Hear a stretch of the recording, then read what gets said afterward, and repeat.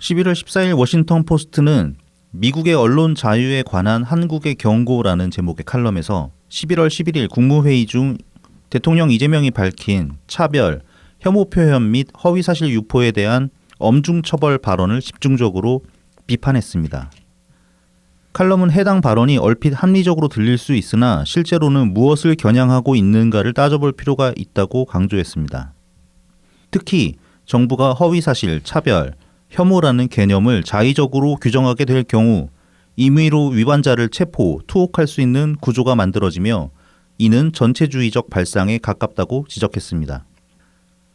워싱턴 포스트는 허위사실 여부를 결정하는 과정은 공권력의 단속이 아니라 엄격한 공적 토론의 장에서 다뤄져야 한다며 표현과 사상의 자유를 억압하는 접근은 오히려 음모론과 극단주의의 확산을 자극할 뿐이라고 비판했습니다. 워싱턴 DC에서 발행되는 150년 가까운 역사를 가진 중도 좌파 성향의 유서 깊은 언론이 이러한 논조를 보였다는 점은 특히 주목할 만합니다. 정치적 성향상 한국의 민주당과 정서적으로 더 가깝다고 평가되는 매체에서조차 이재명의 접근법을 전체주의적이라 규정했다는 점은 결코 가벼운 신호가 아닙니다. 그러나 11월 14일 사실상 중국 관영 매체인 글로벌 타임스는 정반대의 평가를 내놓았습니다. 이 매체는 한국 내 반중 시위를 혐오 발언과 선동의 장으로 묘사하며 이재명의 강경 발언이 시의적절할 뿐 아니라 반드시 필요한 조치라고 높이 평가했습니다. 글로벌 타임스의 논조를 종합하면 이재명의 11월 발언은 중국의 이해관계에 부합하며 시진핑 체제가 선호하는 전체주의적 통제 방식과 유사한 방향성을 보인 점을 긍정적으로 받아들인 것으로 해석된다 할 수 있겠습니다. 이재명의 발언을 두고 미국의 대표적 자유주의 언론은 우려를, 중국의 국수주의 매체는 환영하는 반응을 보였다는 사실 자체가 이재명과 정부 여당의 정치적 성격을 선명하게 드러내고 있는 셈입니다. 이재명의 언어는 민주주의가 아닌 전체주의를 향하고 있습니다. 안녕하세요. 오늘은 11월 22일 토요일입니다. 저는 나이브TV 블랙하우 BC입니다. 네, 호구맨입니다. 자, 뭐 한 주가 또 지나갔습니다. 네. 이번 주 뉴스 추려보니까 엄청나게 많더라고. 보통 이걸 한 주간 뉴스 쭉 골라놨다가 나중에 대본 쓸 때 보면은 이게 뭘 골라서 쓸지가 아니라 뭘 버려야 될지 문제거든, 사실상. 그렇죠. 네네네. 내가 진짜 참 이번 주는 좀 진짜로 추리기 힘들더라고요. 이런저런 뉴스가 의외로 많아가지고. 자, 뭐 오랜만에 이 양반이 좀 요즘 이번 주 많이 거론이 됐던데 이동영 씨. 예. 본인 방송에서 아주 사실 인용하기도 참 싫은 그런 소리를 했더라고요. 이 영포티 그 담론에 엄청 긁히나 봐. 걔네들 실제로 그렇게까지 얘기한 거 보면은. 그게 긁힐 필요가 있나 싶기도 한데. 그러니까요. 뭐 위치가 서로 달라서 그런가? 뭐 저만 해도 이렇게 그 영포티 담론으로 많이 캐리커처로 놔두는 영포티 어떤 복장 양식 같은 거. 네네네. 그거랑 제가 하고 다니는 행사를 대입해 보면 들어맞는 부분이 꽤 있거든. 그런가? 뭐 이를테면 크로스백 메고 다닌다며. 크로스백. 난 지금 한 20년째 크로스백만 메고 다니는데 물론 그렇긴 하지만 그런 맥락 모르고 보면 저 새끼도 영포티네라고 말을 고속 생기는 거고 뭐 그런 식인데 뭐 브랜드를 막 선호한다 그런 건 아니긴 하다. 근데 나도 아이폰 쓰고 뭐 그런 것들이 있는데 딱히 근데 그거 신경 쓰면은 더 웃기는 거 아니에요 사실. 나는 원래부터 그러고 다녔는데 뭐 어쩌라고 뭐 그렇게 되는 거지. 하여튼 뭐 영포티에 대한 어떤 그 인터넷에 세간에 떠도는 일종의 그 영포티 혐오 글들을 보면은 뭐 좀 납득이 되는 것도 있고 그렇습니다. 이건 오바하네 막 이런 것도 있고 뭐 대표적으로 이제 그 젊은 20대 특히 20대 여성들한테 껄떡댄다. 예, 껄떡댄다. 네네네. 그 뭐 제가 직접 본 적은 없습니다만은 그런 케이스를 충분히 있을 법하거든. 지금 특히 이제 온라인에서 보이는 작태를 보면은 그러고도 남겠다 싶은 생각은 많이 들거든. 그거는 40대가 문제라기보다 그냥 솔로인 남자 중에서 흔히 일어날 수 있는 일이라서. 그러니까 눈치 없으면 애들이 그래요. 아니 뭐 좀 잘해주면 나 좋아하나 뭐 이런 거지 하나. 그러니까 좀 적당선이라는 게 있어야 되는데. 그러니까 그거는 이제 40대 그러니까 나이의 문제는 아니다. 물론 이제 40대 정도 되면 그 없던 눈치도 좀 생겨야 되고. 그렇죠. 그렇기는 한데 네. 안 생긴 거 어떡해? 아니 그러니까 제 인생을 돌아보면은 저는 한 40대 중반 이후부터는 그 소리 할 수 있을까? 그 전까지는 이렇게 나라는 인간을 어떻게 평가하느냐, 스스로 자평을 어떻게 하겠냐 그러면은 성욕에 패배한 쓰레기라고 자평하겠어. 한 30대까지는 충분히 그랬을 거라고 생각하거든. 근데 한 40대 이후부터는 성욕이 패배하진 않았어. 성욕이 줄었겠지 뭐. 아니야, 뭐 줄어서 그런 건지 뭐 이제 뭐 할 만큼 해서 그런 건지는 모르겠는데 아무튼 뭐 어쨌든 간에 좀 더 이제 자기 자신을 통제할 수 있게 되었다. 그러니까 뭐 지금 좀 더럽게 표현을 하긴 했습니다만은, 그러니까 뭐 자제력이나 그런 것들이 좀 생겼다. 아니면 주변을 좀 이렇게 볼 수 있는 시야가 넓어졌다. 뭐 그런 것들이 이제 그런 시야들이 생겼는데, 지금 이 이동형이나 그 옆에 앉아 있는 그 거의 없다라는 애거든요. 걔는. 예. 딴지일보 있다가 이동형 쪽으로 가내는데 아무튼 뭐 걔네들이 하는 소리를 보면은 야, 뭐 얘는 얼마나 긁혔길래 이런 소리를 대놓고 하냐 싶은 수준이더라고 사실. 그 말씀하신 것처럼 그냥 뭐 그러려니 하면 될 문제거든요 사실. 그것도 그래. 남성계 일각에서 손가락 모양 가지고 반응하는 거 있잖아요. 네네네. 나는 그것도 되게 웃겼거든. 아니 뭐 그렇게 작다고 뭐라 하든 말든 간에 뭔 상관이요? 내가 바지 까서 보여줄 일도 없는 거고 뭐 그런 거잖아. 그냥 그러든지 말든지 할 문제라고 저는 생각하거든요. 그것도. 근데 저는 그거는 한때 그거랑 똑같다고 보거든. 나는 걔네들 그러니까 정말로 그 사람들이 일부가 누군가 의도해가지고 이제 그 밈을 손모양을 집어넣는 행위는 이제 그 일베 애들 코드 몰래 숨기는 거 비슷하다고. 그거랑 나는 똑같다고 보거든요. 근데 이제 일베 애들 코드가 좀 더 고약하긴 하죠. 거기는 고인 모독이니까. 걔네는 너무 버라이어티하게 그런 짓들을 해가지고 뭐 고인 모독만 있습니까 걔네가. 뭐 아무튼 걔네는 너무 버라이어티하지. 산 사람 죽은 사람 가리질 않잖아. 걔네들은. 아무튼 이제 담론이 좀 이야기가 좀 새나 빗게 나갔는데 다시 원래대로 돌아오죠. 돌아보자면 아무튼 얘들 긁히는 것도 이해가 안 되고, 그러니까 좀 이해가 안 된다기 좀 긁히는 꼬라지 좀 웃겨 보이기도 하고 일단. 아니 20대보다 뭐 섹스 많이 한 게 그게 뭐 자랑이야. 그리고 이제 그렇게 얘기하는 게 좀 오래된 그 어떤 담론적 맥락이 있는 거거든요. 그것도 사실은. 그러니까 20대 우경을 하는 게 지금 와서 하는 얘기도 아니에요. 생각해 보면은 한 10몇 년 전부터 나왔던 얘기예요. 그러니까 일베가 창궐하던 시기부터 20대 우경화 문제를 계속 나왔다고. 그러니까 그것도 보면 좀 이상하게. 그럼 일베 시절에 20대가 지금 40대 아니에요? 30대, 40대 좀 걸쳐 있겠죠. 30대, 40대 걸쳐 있잖아. 걸쳐 있지. 그러면은 지금 개딸 중에도 일베에 있던 애들이 있을 수 있다는 얘기거든. 실제로는. 그렇잖아요. 그렇죠. 거기 섞여 있을 수 있지. 충분히 섞여 있을 만 하잖아. 뭐 아무튼 그래서 20대가 이제 뭐 우경화 되었다. 뭐 극우가 되었다 이런 소리는 일베 시절부터 나왔던 얘기라고. 근데 이제 그 당시에 일베 창고를 어떤 식으로 분석을 했냐, 뭐 크게 이제 두 가지 정도로 걔네들 행동 양식을 두 가지 정도로 이제 파악을 했는데, 하나가 이제 뭐 기존 민주 진보 진영에 대한 어떤 반감, 네. 거기에 따른 이제 막 그 정치적 폐악질 같은 거, 뭐 노무현 대통령 고인 모독 같은 거 이제 그런 코드가 하나가 있고, 다른 코드 하나가 이제 여혐 코드였거든요. 당시에도. 일베에서 이제 많이 일베를 그 규정 지을 때 이제 많이 말했던 코드 중에 하나가 여혐 코드였는데, 그래서 이제 그 여혐 코드에 착안해서 이제 일베 애들이 왜 그렇게 됐느냐를 얘기할 때 그런 얘기를 했었다고. 쟤네들이 여자 경험이 없어서 그렇다. 뭐 여친을 사귀어 본 적이 없어서 그렇다. 뭐 그러다 보니까 뭐 여성에 대한 이해 폭도 낮아지고 원한만 쌓여가지고 저렇게 돼버렸다. 원한 중이다. 예. 뭐 이제 그런 식의 얘기들이 나왔단 말이야. 그래서 이제 그때부터 이제 그런 얘기 있었던 거예요. 뭐 그런 담론을 좀 더 이제 저열하게 표현을 하자면은 못 해봐서 그렇다가 되는 거니까 나는 많이 해봤다 이런 얘기가 나오는 거였다고. 당시에도 일베랑 뭐 직접적으로 충돌하게 되면은 해보지도 못한 새끼들이 이런 소리 나왔단 말이야. 그 당시에도. 근데 그것들이 그런 담론들 계속 끌고 와가지고 지금 이동형이 비슷한 취지로 그런 소리를 했다고 저는 생각하거든요. 많이 해봤다 이런 소리 하는 게. 근데 들어맞지도 않을 뿐더러 좀 웃기는 게 뭐냐면은 이동영은 본인이 존나게 여행정자예요. 걔가 걔 예전에 그 뭐 EJ 할 때 네.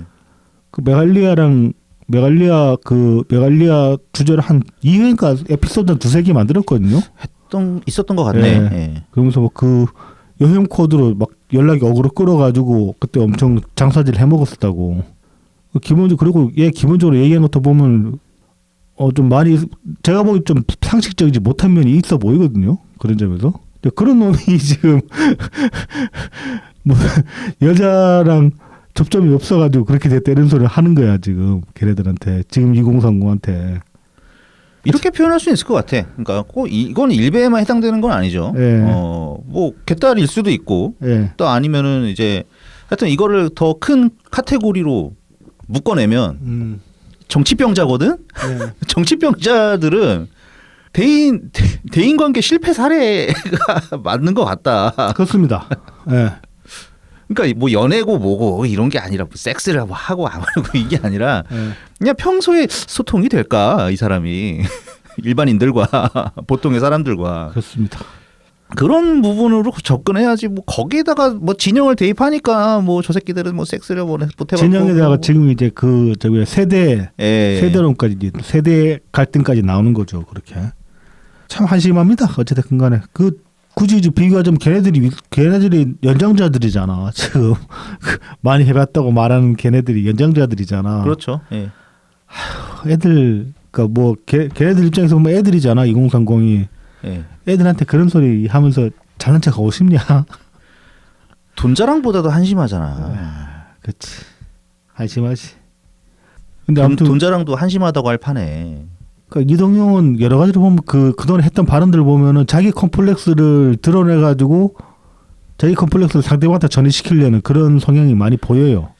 좀 이재명스럽지. 예전에 이제 그런 얘기도 있었잖아. 보면은 그 이쪽 아니 똥파리 말고 이쪽 진영 팟캐스터들 그러니까 정치 신세계랑 많이 대립하고 할 때 옛날 정치 신세계랑 대립하고 하던 시절에 보면은 뭐 그런 소리 했었단 말이야. 뭐 이렇게 뭐 학고방에서 전전하다가 인기 좀 끌고 돈맛 좀 보니까 정신 못 차린다 뭐 이런 소리를 했었단 말이야. 이동영이 우리 쪽 팟캐스터를 비하를 하면서 그런 소리를 한 적이 있는데 그거 지가 그런 거거든 사실은. 그거 아니었던 사람이 어딨어. 김어준부터 시작해가지고. 그렇지. 그리고 그게 좀 그 꼬라지가 저는 그 즈음까지는 뭐 이쪽 진영 저쪽 진영 팟캐스트 엄청 많이 들었던 사람이니까 제가 나름 평가해보면 그 꼬라지 제일 심했던 게 이동형이랑 새날이에요. 새날. 김호준은 그 수준까지는 안 했어요. 얘가 그래도 이 새끼는 그래도 기본적으로 가오 잡으려는 그런 거드름 피우는 게 있어가지고. 그런 것도 있고 원래 좀 방송을 자주 나갔던 사람이잖아. 그렇죠. 그런 것도 있고 하니까 좀 달랐고 새날이랑 이동형 이 새끼들은 진짜로 그 학고방에 살다가 인기 좀 얻고 돈 좀 벌으니까 애들 눈깔 뒤집혀가지고 정신 못 차리고 막 똥오줌 못 가리고 변하는 게 제가 보기에도 제 눈에도 들어올 정도였거든요. 근데 이제 그런 지가 그렇게 살아놓고는 그런 거를 이제 다른 사람한테 전해를 시키면서 이제 다른 사람 비하를 하려고 하는 거야. 그래서 이번에 뭐 자기는 많이 해봤다 이 소리도 어쩌면은 이 새끼 별로 못 해본 거 아니야? 그런 생각도 들더라고. 그럴 수 있지. 한 맺힌 거 아니야? 그런 생각이 들더라고. 뭐 그래도 뭐 이제 결혼하고 자식도 있고 뭐 자식도 많이 컸겠구만 뭐. 옛날 얘기지. 아니 그 뭐 행복하게 살면 되는 거지. 그러니까 뭐 행복하게 벤치 끌고 행복하게 살면 되는데 뭐 하여튼 별로 이렇게 그런데도 채워지지 않는 게 맞나 봐. 근데 은근히 잘 긁혀. 잘 긁히는 캐릭터긴 해. 그러니까 콤플렉스가 많은 게. 김어준은 긁힌 척 안 하는 캐릭터고. 그렇지. 그것도 그러니까 긁힌 척 안 하는 것도 나는 자제력의 일종이라고 보긴 하거든요. 안 긁힐 수 있으면 안 긁힐 수 있는 게 가장 좋은 거지만은. 좋은 거지. 근데 이제 안 긁힐 수 있는 멘탈을 가지지 못했더라도 안 긁힐 척 하는 것만 해도 저는 뭐 그거 나쁘게 볼 건 아니라고 보거든요. 그렇죠. 그게 지금의 두 사람의 위치 차이를 만든 것일까? 뭐 모르겠어요. 아무튼 알바 아니죠. 알바 아니죠. 네. 알바 아니지. 아무튼 그 수준까지 떨어지면은 그 자기들 진영에서 좀 쪽팔리는 이건 좀 아니다 쪽팔리다 그런 얘기가 나와야 되는데 나올라나 모르겠다. 근데 뭐 이동영 쪽 칼라는 항상 그쪽 칼라였지. EJ 때부터. 그렇죠. 그런 거 좋아하는 애들이나 듣는 방송이 뭐 됐죠. 예전에 그 뭐야 룸살롱이라고 해야 되나? 네. 예, 거기 그 일하시는 분 불러다가 뭐 에피도 만들고 그랬잖아. 그래서 뭐 템프로 얘기하고 막 그랬었잖아. 그렇죠. 예. 거지 같은 걸로. 아이고 너무 많은 시간을 줬는데. 이야기하다 보니 그렇게 됐네. 인트로에 이제 워싱턴 포스트와 이제 글로벌 타임스 이야기를 좀 했습니다. 네네. 이제 이재명이 그 국무회의에서 이제 한 발언 11일 날 한 발언.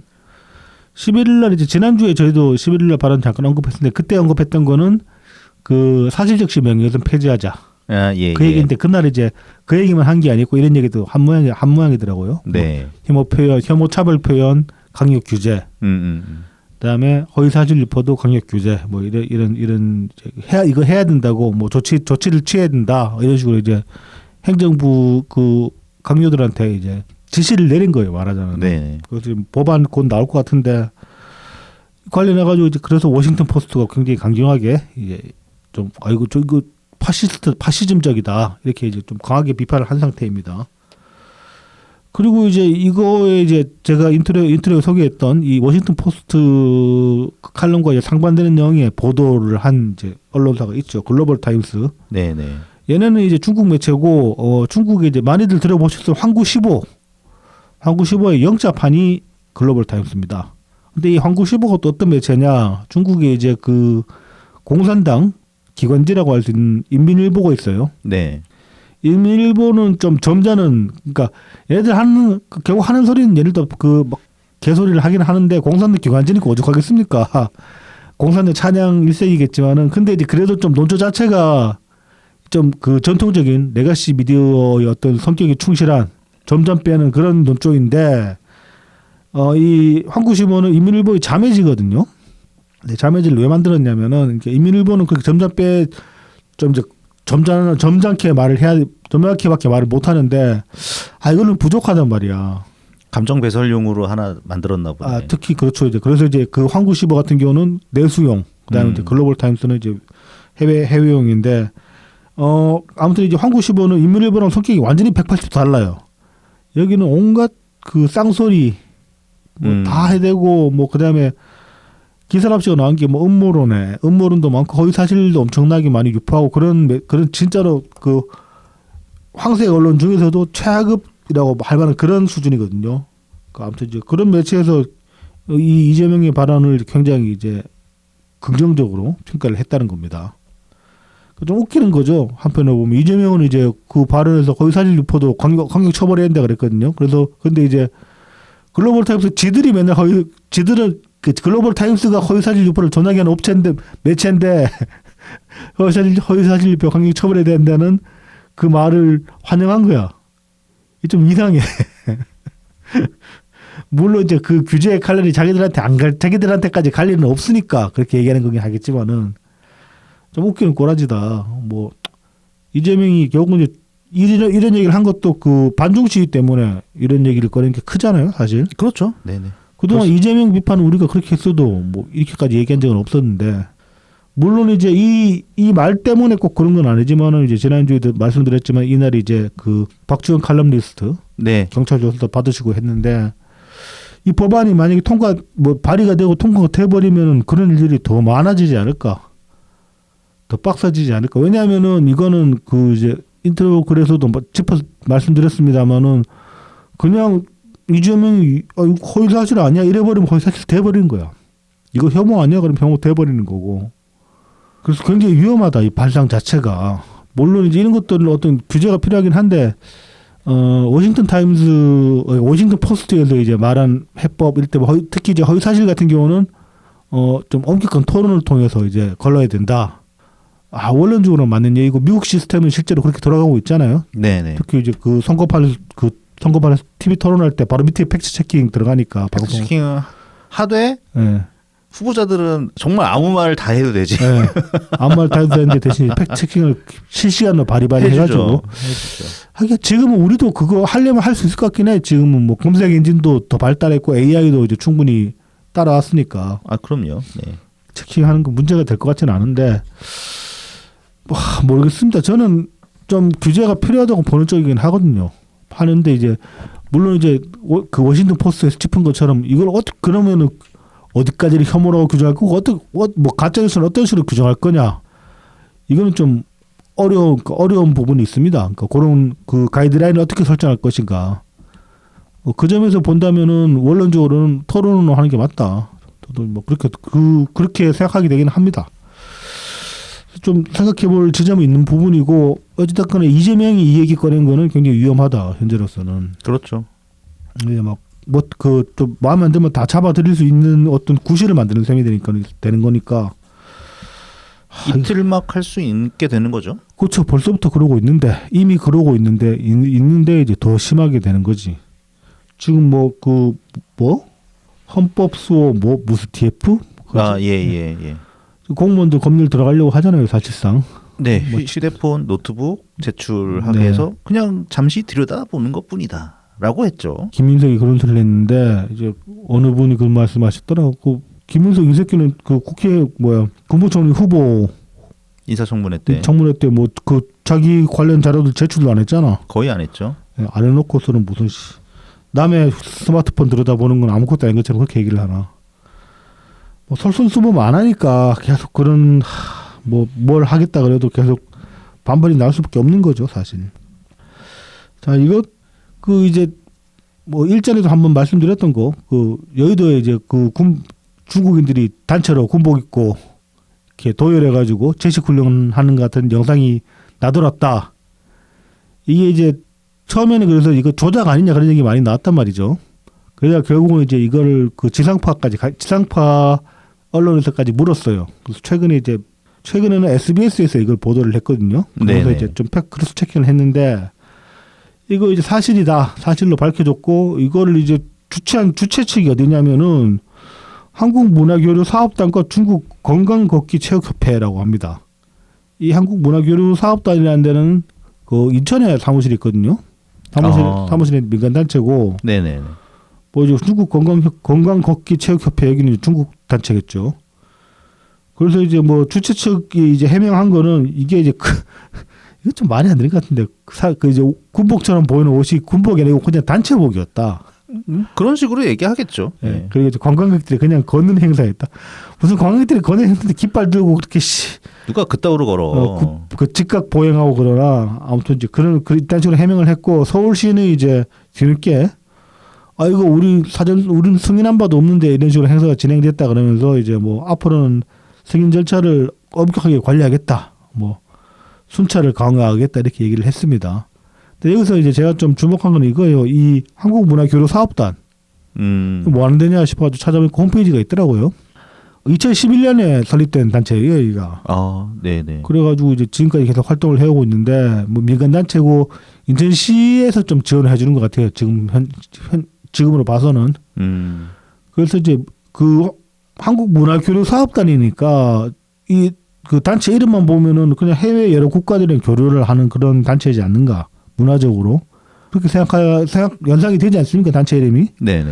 근데 단체 활동 연역별로 이제 단체 활동을 쭉 되짚어 보면은 중국이랑 교류한 게 90% 이상이에요. 나머지 국가 몇 개 없어, 몇 번 없어. 네네네. 맨날 중국이야, 중국. 사실상 이거 무슨 중국 관변 단체 아닌가 싶은 수준이에요. 중국 애들이 좀 한국으로 좀 쉽게 들어오려고 한국으로 들어오는 게이트웨이 아니냐. 통로 아니냐 그런 생각이 들더라고. 이 단체 좀 이상하다. 한국문화교류 사업단 여기 좀 파볼 필요 있지 않나 그런 생각이 들어가지고 잠깐 가져봤습니다. 자, 이제 입털기는 입털기인데 요건 이제 행사 홍보 미리 좀 해보려고 가져왔습니다. 지금 이제 12월 그 둘째 주죠. 12월 둘째 주에 지금 이제 우리 당 관련 행사가 두 개나 잡혀 있어요. 하나가 이제 11일 날 목요일 2시 반부터 한국프레스센터 20층 프레스클럽에서 국가연 연례 심포지움이 열린다고 합니다. 여기 이제 일반인도 참석 가능하고 그리고 이제 주제는 위기의 민주주의 현상과 대안 또 뭐뭐와 뭐뭐네 구조가. 네네. 자, 그래서 이제 기조연설은 국가연 연구원장이신 이제 총리님이 기조연설을 하시고 발제가 이제 네 분야로 발제가 됩니다. 정치 분야 발제자는 김영수 영남대 택임 교수. 이분은 그 TV조선 보도 부분 고문이시더라고 보니까. 네네. 그리고 그다음에 사법 분야는 장덕천 법무법인 수호 대표 변호사님이 하시고 그다음에 외교통상 분야는 신경민 전 의원님. 네네. 그리고 언론 분야는 이영주 한양대 국제대학 겸임 교수. 이분은 어떤 분이시냐면 다들 얼굴 아시는 분이에요, 대부분. 모색과 대한 박병석 대표 부재 때 이번 때 그때 이제 그 땜빵으로 오신 분 한 분이 있으시잖아요. 네네. 안경 끼신 분. 네. 그분이 이영주 교수님입니다. 아, 예, 예. 그래서 이번에도 이 국가연 심포지움 대체로 보면 좀 그 발제자들이 라인업이 괜찮았는데 이번에도 라인업이 굉장히 좋아 보입니다. 그래서 11일 날 오후 2시 30분부터 하니까 시간 되시는 분들은 참석해 보시면은 꽤 알찰 것 같아요. 네네. 이날 그리고 총리님 기조연설 어떤 말씀 해주실지도 좀 궁금하고. 자 그리고 이 다음 날인 12월 12일 날 또 이날은 또 이제 당사에서 또 행사가 있습니다. 세밀의 송년회 바자회를 이날 한다고 합니다. 네네. 그래서 이제 일자는 12월 12일인데 뭐 시간은 아직까지 안 나고 추후 공지 예정이고 장소는 이제 우리 당 중앙당사 12층 이고 이날 이제 그 송년회를 그 세밀의 유튜브에서 생중계도 할 예정이라고 합니다. 그래서 이제 송년 바자회도 하니까 이제 바자회 때 쓸 이제 물품 기부를 받거든요. 네네. 그래서 물품 기부 안내해서 이제 11월 30 이달 말까지 이제 접수를 받고 접수 장소는 서울특별시 영등포구 국회대로 70길 18에 1007호 우리 당사겠죠. 당사로 이제 11월 30일까지 보내주시면 됩니다. 그래서 많은 참석 부탁드립니다. 자, 이 풀기 정도로 하고 본 내용으로 들어가 봅시다. 네. 자, 그 전에 저희를 도와주시는 고마운 분들 소개해드리겠습니다. 후원 계좌를 통해서 엑스친 S님, 웰컴퓨터님 후원해 주셨습니다. 네, 감사합니다. 감사합니다. 다음은 제공입니다. 웰컴퓨터입니다. 부산 사하구 낙동대로 323번 길의 6 사하역 2번 출구 앞에 있습니다. 010-8691-0079번으로 연락 주시면 됩니다. 트위터에서 웰컴퓨터, 인스타그램, 네이버 블로그에서 웰컴퓨터 0079를 검색해 주시면 됩니다. 오랜 조립 경험을 바탕으로 최적의 견적을 구성해 드립니다. 가성비 좋은 사무용부터 게이밍, 딥러닝용 같은 최고 사양의 PC까지 조립해 드리고 있습니다. 다나와 최저가 가격으로 만나보는 웰컴퓨터의 견적을 지금 바로 확인해 보세요. 전국 어디서든 AS가 필요하시면 연락 주시기 바랍니다. 안전한 배송에 사용하는 웰컴퓨터의 배송 박스를 미리 보내드립니다. 문제가 생긴 컴퓨터를 웰컴퓨터의 배송 박스에 넣어서 반품시켜 주시기만 하면 전국 어디에서도 웰컴퓨터의 서비스를 편하게 받아보실 수 있습니다. 유튜브 채널 웰컴퓨터를 통해서 연락 주시면 사은품도 별도로 챙겨드리니까 꼭 말씀해 주시기 바랍니다. 요즘 그 램 값이 폭등을 했거든요. 아, 네네. 갑자기 한 4배 정도 뛰었다 그러던가. 4배? 네, 장난 아니게 뛰었다고 하는데 웰컴퓨터에 큰 타격이 없기를 바랍니다. 한 번씩 그러면 또 힘들어지는데 관련 업계들. 네네. 자, 다음은 달품은 농장입니다. 트위터 달품은 농장 @DALPUMEUN 인스타그램 달품은 농장 _ 농사짓는 무파 @DALPUM 숫자 1입니다. 진한 풍미와 영양이 살아있는 청란, 청개육부터 친환경 우렁이쌀, 그리고 고춧가루, 참기름, 들기름, 서리태콩, 찰, 옥수수까지 달품은 농장에서 건강한 우리 농산물로 건강한 밥상을 준비하시기 바랍니다. 마지막으로 라만까까입니다. 네이버 스마트 스토어 라만까까를 검색해 주세요. 휘낭시에 브라우니, 마들렌, 구운 찰떡, 호두광정, 에그타르트, 생강청, 소금빵 다양하게 준비되어 있습니다. 많은 성원 부탁드립니다. 자, 최근에 보면은 그 여론조사 기관마다 이제 좀 나오는 것들이 있잖아요. 네네. 뭐 여론조사 공정도 있고 뭐 리얼미터도 있고 갤럽도 있고 그런데 이제 각각의 조사별로 이렇게 좀 뭐랄까 그 본인 입맛에 맞는 어떤 데이터들만 출연해가지고 좀 부각시키는 그런 부분들이 있어 보여요. 근데 그 데이터들이 좀 그렇게 이제 흐트려놓고 보면은 굉장히 일관성이 없어가지고 이거 대체 뭐냐 싶은 감이 있거든요. 그래서 이제 좀 요 근래 여론조사 기관별로 나온 여저 결과 몇 개를 놓고 이제 이거 어떻게 봐야 될까? 그것 잠깐 좀 얘기를 해보려고 합니다. 네네네. 아무래도 이제 우리 새미래민주당 지지자분들이나 네. 아니면 또는 이제 뭐 국민의힘 지지자들은 아무래도 네. 이제 그 지금 현 정부의 뭐 국정 지지율이라던가 네. 민주당 지지율이 뭐 하락했다고 하는 기사를 제일 좋아하시죠. 그렇죠. 네. 그래서 뭐 약간 이제 가끔 가다가 뭐 기사에서 좀 너무 강조를 하면은 그 부분이 이제 두각돼서 보일 때가 있거든요. 막 기사 타이틀로 이렇게 박아버린 경우들이 있죠. 네네네. 뭐 이번 주 같은 경우는 이 미디어 토마토 여론조사였을 것 같아요. 네. 여기가 이제 이 부분을 굉장히 주목했죠. 2030에서 10% 포인트 넘게 하락했다. 이제 해가지고 그리고 이번 미디어 토마토 조사가 보통 이제 미디어 토마토가 매주 조사를 하는데 지난주에는 정례 조사가 없더라고. 그래서 그 11월 첫째 주 네. 때에 비교를 하면은 국정 지지율 같은 경우가 거의 6% 가까이 하락을 했기 때문에 네네. 굉장히 커 보이는 면이 뭐 없지 않아 있어요. 네. 근데 이제 2주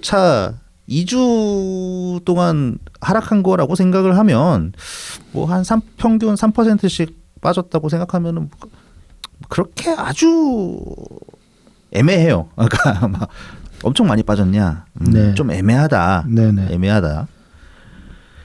그거를 이제 지켜봐야 되는데 그래서 검색을 해보니까 뭐 리얼미터에서도 이제 이런 식으로 제목이 나왔더라고요. 리얼미터 조사에 대해서 국정 지지율 54.5% 3주 만에 하락세. 네. 그러니까는 이제 떨어졌다. 음. 오랜만에 떨어졌다. 이렇게 볼 수 있겠죠. 국정 지지율이 11월 첫째 주가 이제 10월 마지막 주, 그러니까 그 전주 대비 3.7% 포인트 상승한 후에 11월 둘째 주는 2.2% 포인트 하락해가지고 54.5%. 네네. 네, 이렇게 나왔다. 네. 그래서 서울에서 좀 많이 떨어진 것 같아요. 서울에서 3.9% 포인트 떨어졌고 부울경에서 3% 포인트 떨어졌고 인천 경기에서도 2.8% 포인트 떨어졌다. 이거 이제 그 대장동 2심 때문에 그런 거 아니냐? 뭐 항소포기. 네, 항소포기 때문에 그런 거 아니냐? 그런 분석이 많죠. 네네네. 그 다음에 이제 연령대에서는 아무래도 이제 70대 이상 분들에게서 가장 많이 하락을 했고 7% 포인트 하락했고 30대에서 3% 포인트, 20대에서는 1.3% 포인트에서 이렇게 이제 하락을 했다. 4050 굳건한가 보네. 4050은 뭐 떨어져 봐야 뭐 60%가 넘으니까 거기는 어마어마한 콘크리트죠. 그 다음에 이제 뭐 그 리얼미터 조사에서 직군별에서는 학생층에서 많이 떨어진 것 같아요. 학생층에서 10.4% 포인트 떨어졌고, 그 다음에 가정주부 7.8% 포인트, 그 다음에 농업, 임업, 어업 분야에서 7.0% 포인트 떨어진 게 두드러졌다고. 아니 시골은 왜 떨어져? 이 농촌 기본소득 못 받아서 그런가? 글쎄요. 예. 받는 데만 오르고 나머지는 우리는 왜 안 줘? 그러고. 아니면 에이펙 때 그 약간 이제 수입 간소화 그럴 수도 뭐 이런 거. 예, 그럴 수도 실질적으로 근데 그거 그렇게 막 확 열어 제낀 게 아닌데 어쨌든 거슬리셨나 봅니다. 어떨지 정확하게 모르겠지만 어쨌든 뭐 악영향을 미칠 만한 부분은 그게 있었다. 예, 이렇게 볼 수 있겠죠. 네. 그래서 뭐 그다음에 이제 미디어 토마토 정기 조사를 가면 아까도 말씀드렸지만은 한 6% 포인트 11월 첫째 주에 비해서 셋째 주가 내려간 걸로 보이고 부정 평가도 약 7% 포인트 상승했어요. 그러니까 긍정 크게 떨어지고 부정이 많이 올라갔다. 그런데 이제 이런 부분까지는 주목을 같이 좀 봐야 될 필요가 있습니다. 뭐냐면은 일단 국정 지지율이 하락을 했지만 민주당 국민의힘 지지율에서는 거기서도 차이가 좀 줄어들었어요. 그러니까 첫째 주 11월 첫째 주에서는 이제 16% 포인트 차이가 났던 게 셋째 주에서는 8% 포인트 차이로 이제 줄어들었거든요. 격차가 좁아지긴 했네요. 네, 좁아지긴 했는데 뭐 아직도 10% 포인트 가까이 차이가 나는 거라서 그래도 많이 줄인 거지. 계속 지켜볼 필요가 있다. 더 줄어들 것이냐 이런 게 이제 확인이 필요하고 그다음에 이제 이런 부분이죠. 정치 성향을 중도라고 응답한 사람들에서 민주당 지지율은 40.2%, 국민의힘 지지율은 31.5%. 이것도 아직 한 10% 포인트 가까이 차이가 나기 때문에 뭐 그 전체 지지율이 8% 정도 차이가 났고 네네. 그다음 중도 지지율도 대략 9점 몇 퍼센트 수준이니까 뭐 비슷하다고 볼 수 있는 거 아니에요? 결국은. 네네. 그러니까 갈 길이 멀다. 뭐 뒤집으려면 아직 좀 빡세 보이긴 하죠. 네. 그리고 그게 정말로 확실한 흐름으로, 그러니까 그렇죠. 내년 지방선거까지, 갈 내년 것인가? 지방선거가 예. 6월이니까 4월까지는 뭐가 보여야 되는데 과연 그렇게 될 것인가? 뭐 그런 거죠. 최근 이제 이 여조들 보면은 특히 이제 저희는 이제 갤럽을 많이 좀 신뢰하는 편이니까 네네. 갤럽을 기준으로 놓고 보면 추세가 보이질 않습니다. 사실상. 네, 그렇습니다. 그리고 항상 그 면접 조사를 같이 볼 필요가 있는데, 네. 그러니까 ARS 조사는 변동이 좀 크게 나타납니다. 상대적으로. 네. 그래서 정말 그 ARS 조사를 보면 일희일비하게 되는 면이 있어요. 왜냐면 오를 때 이거는 또 왜 올라 막 이러고 네. 떨어지면 좋았다가도 이건 또 왜 올라 막 이런 게 막 나온단 말이야. 근데 이제 전체 조사를 보면은 결국 이제 진폭 자체도 그렇게 크지 않고 최근 3주간 여조 결과를 놓고 보면 이재명 지지율 하나만 놓고 보면은 63, 59, 60이기 때문에 뭐 4% 내외에서 왔다 갔다 한 거잖아요. 네네. 그러니까 거의 오차 범위 안에서 그냥 네. 거의 유지되고 있다라고 해도 크게 무리는 없다. 뭐 진폭이 크지도 않을 뿐더러 추세가 이제 일정하게 한 방향으로 추세가 잡히는 것도 아니기 때문에 네. 사실상 그냥 뭐 약간 흔들리면서 계속 쭉 어느 정도 이제 유지되고 있는 거 아니냐, 뭐 그렇게 봐야 되지 않는가. 갤럽 조사가 무서운 거는 이런 거죠. 정당 지지율이 아직도 한 20% 포인트 가까이 나고 있다. 네. 민주당 43%, 국민의힘 24%. 네, 예. 이거 굉장히 빡센 거지. 거의 더블 스코어니까. 그렇죠. 오히려 ARS보다 더 빡세게 나왔어요. 네. 그거는 저희가 이제 항상 여론 면접 조사가 ARS 조사보다 관심도가 낮은 계층까지도 더 많이 포함하는 데이터를 보여주고 있다라고 저희는 생각을 하고 있기 때문에 그런 네네. 겁니다. 그래서 무선 면접 조사가 그 지지율 격차가 더 크다. 그거는 실제 선거에서 더 차이가 날 가능성이 크다고 보고 있기 때문에. 네. 예. 아무튼 뭐 지금 여조 가지고 이렇게 뭐 이렇다 얘기하는 좀 애매하다. 네, 그렇습니다. 추가로 하나만 더 말씀드리면 갤럽 조사가 이제 이 정부가 출범한 이후 쭉 지지율을 보면은 출범하고서 첫 주 국정 지지율 긍정이 64%였어요. 네네. 네, 근데 아직도 60%란 말이야. 그렇습니다. 계속 왔다 갔다 해봐야 지금 계속 한 60% 그렇죠. 60. 전후로 네. 왔다 갔다 하는 거거든요. 네. 그렇기 때문에 25년 한 해에는 달리 없다. 그 대신에 이런 건 있는 것 같아요. 부정평가는 21% 포인트로 출발을 해가지고 지금 한 30% 포인트까지 왔다. 그러니까 이제 좀 평가 자체를 보류했던 사람들 중에 예. 일부가 이제 그냥 이거 아닌데 이렇게 이제 말하기 시작했다. 네, 뭐 그런 분들이 이제 늘어났다고 그렇습니다. 할 수도 있고, 네. 그 다음에 이제 그래 이왕 됐으니까 잘 해봐라. 네. 이렇게 했는데, 역시 이 정도네. 이렇게 응답하시는 분들인 것 같아요. 하지만 대부분의 지지층은 아직 굳건하다고 봐야 된다. 그렇습니다. 흔들리지 않고 있다. 그러니까 저희는 그러니까 무선 ARS 조사보다 여론 면접 조사가 네네. 더 중도층의 의견이 많이 반영된다고 보고 있기 때문에 그래서 이 격차를 더 크게 보고 있는 겁니다. 네네. 네, 그 부분을 참고해 주시면 좋을 것 같습니다. 아무튼 우리가 여조에서 좀 여조 좀 기울었다 이렇게 얘기하게 되는 날이 오면 진짜로 많이 기울었을 거야 아마. 판도가 우리 굉장히 좀 여조를 보수적으로 보는 편이기 때문에 우리 진짜 까다롭게 보죠. 예. 그러니까는 잘 안 낚이려고 그러죠. 왜냐하면 그렇죠. 낚였던 적이 너무 많았기 때문에. 너무 많았기 때문에 저는 그러니까는 몇 번 하다가 이제 방송에서 열심히 말씀드리다가 예. 말씀 안 드리고 말씀드리다가 말씀 안 드리고 하는 게 거의 다 이제 뭐 경선 때나 민주당 대선 후보 경선 때나 그럴 때거든요. 예. 그때도 이제 그 이낙연 캠프 쪽에서 말하는 거 그런 거 이제 그 다음에 이제 홍보하는 것들 다 하면서 이제 물론 이제 캠프에서는 좀 더 지지율을 붐업시키기 위한 어떤 노력이었기 때문에 좀 더 그렇죠. 조금이라도 긍정적인 신호가 네. 나오면은 이제 말씀을 이렇게 네. 언론에 대해서 바로 얘기를 해주는 편이었는데 결과는 항상 그러니까 그분들은 캠프 관계자들은 일부러 그런 거고. 그건 이제 그걸 잘못했다 아니면 뭐 구라쳤다 이렇게 얘기할 수는 없죠. 예. 다만 이제 뭐 당연히 내가 맞았다. 당시에는 왜냐면은 뭐 그런 일부 긍정적인 신호에도 불구하고 뭐가 나오는 게 없었다. 전국 판세에서는. 그게 이제 여러 번 뭐 총선 때도 마찬가지로 그랬었고 그랬기 때문에. 그러니까 아무튼 저희 방송 기준으로 보면 저희가 뭔가 여조 결과를 가지고 변화가 일어나고 있다라고 얘기하는 날이 온다면은 그때는 정말로 좀 변화가 크게 변화가 일어나고 있는 상황일 가능성이 크다. 근데 그때는 말할 필요도 없이 이미 뭐 다들 느끼고 언론에서 있겠죠. 난리가 있을 거예요.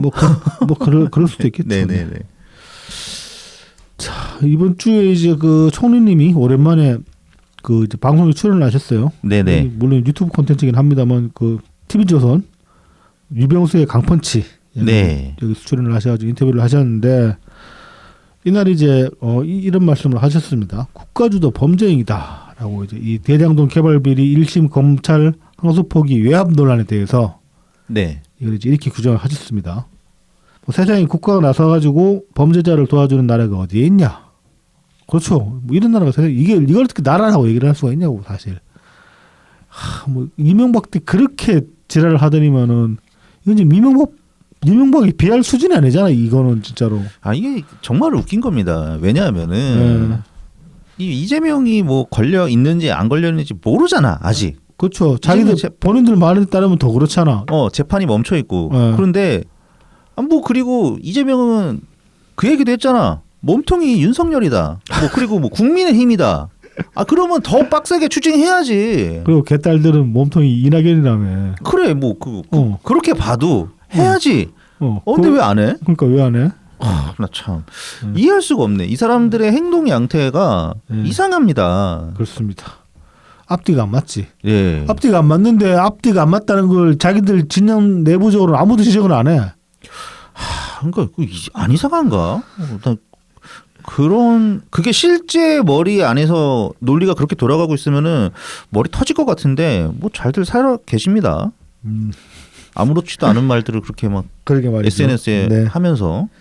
그래서 총리님은 이걸 이제 국가주도 범죄 행위다라고 규정을 하셨고 이제 이렇게 이제 해설을 하셨습니다.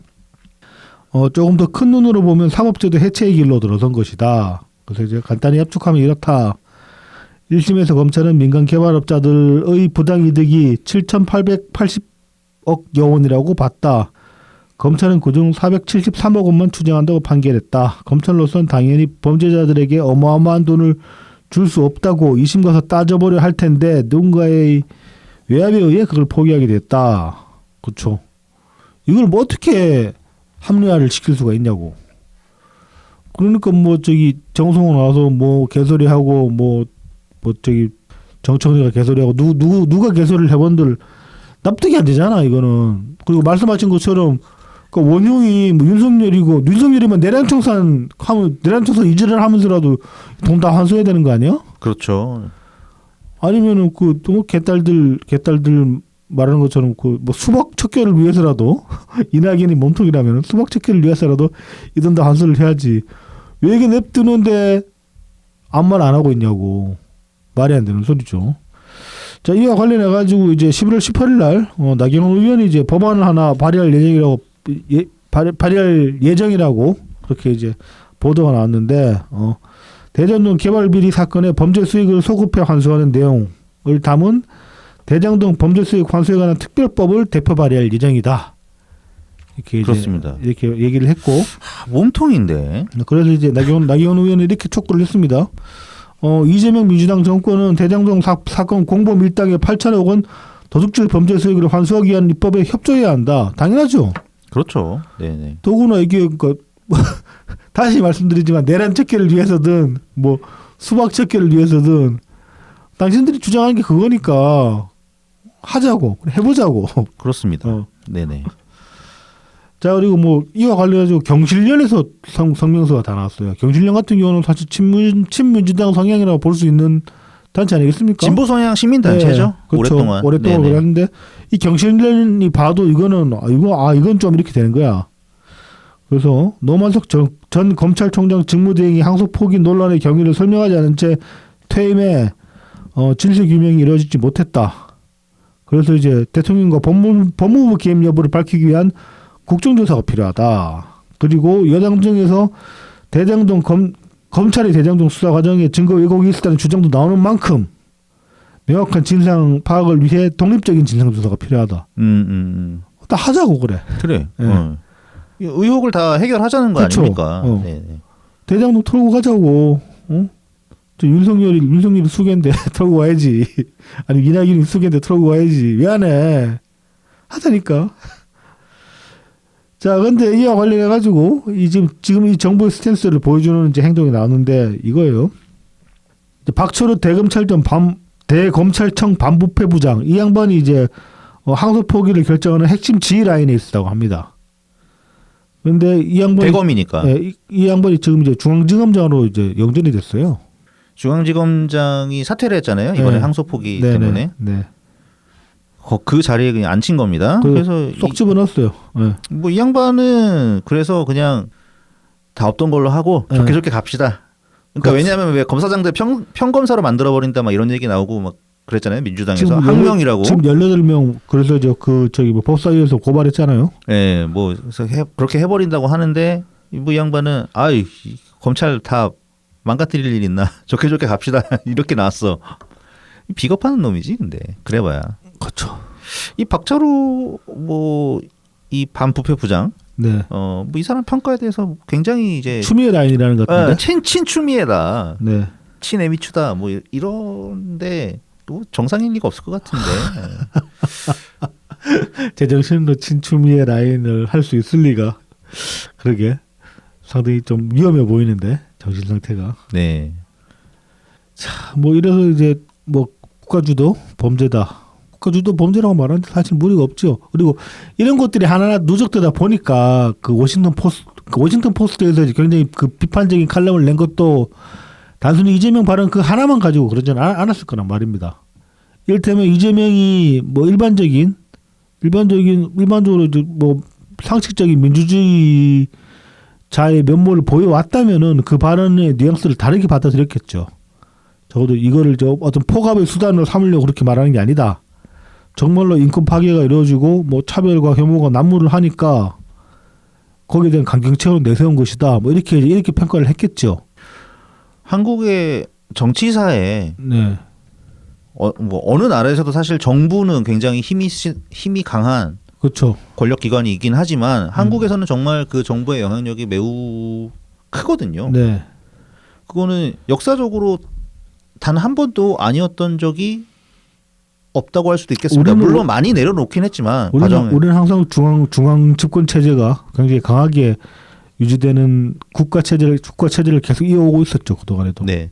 그래서 많이 내려놓긴 했지만 지금 상황은 뭐 박정희 시대만큼으로 언제든지 회귀할 수 있는 준비가 되어 있는 그런 정치 상황이기 때문에 그렇습니다. 네. 사실상 이제 그 공무원 지금 이제 75만 명 네. 사찰하겠다 그 얘기도 이제 뭐 실제로 75만 명 다 들여다보는 건 아니다라고 얘기를 하고 있는데 그렇겠지 이 등신들아. 다 들여다볼 만한 인력도 안 될 것이고 근데 이제 거기에 관해서 이제 서로 감시하고 서로 제보하는 그런 상황이 벌어지게 된다는 거죠. 동료들 서로 의심하고 실제로 의심해서 그런 걸 수도 있을 것이고 아니면은 뭐 앙심 품고 좆대 봐라 그러고 제보해버리는 상황도 생길 수 있다고 보거든요. 네. 그런 식으로 이제 그 상호 불신 조장하고 서로 감시하게 만들어버리는 거 이게 통제사회 아닙니까 사실상. 그렇습니다. 근데 지금 그 짓을 하겠다는 거잖아요.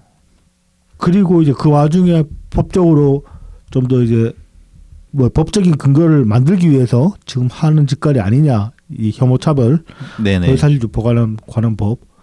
그러니까 특히 허위사실 같은 경우는 지금 우리가 일반적으로 생각하는 허위사실의 개념이랑 좀 다르다라고 이제 그렇게 느껴지는 게 그게 이제 이번에 그 박주영 칼럼니스트 네. 경찰 고발건에서 드러난 거 아니겠습니까?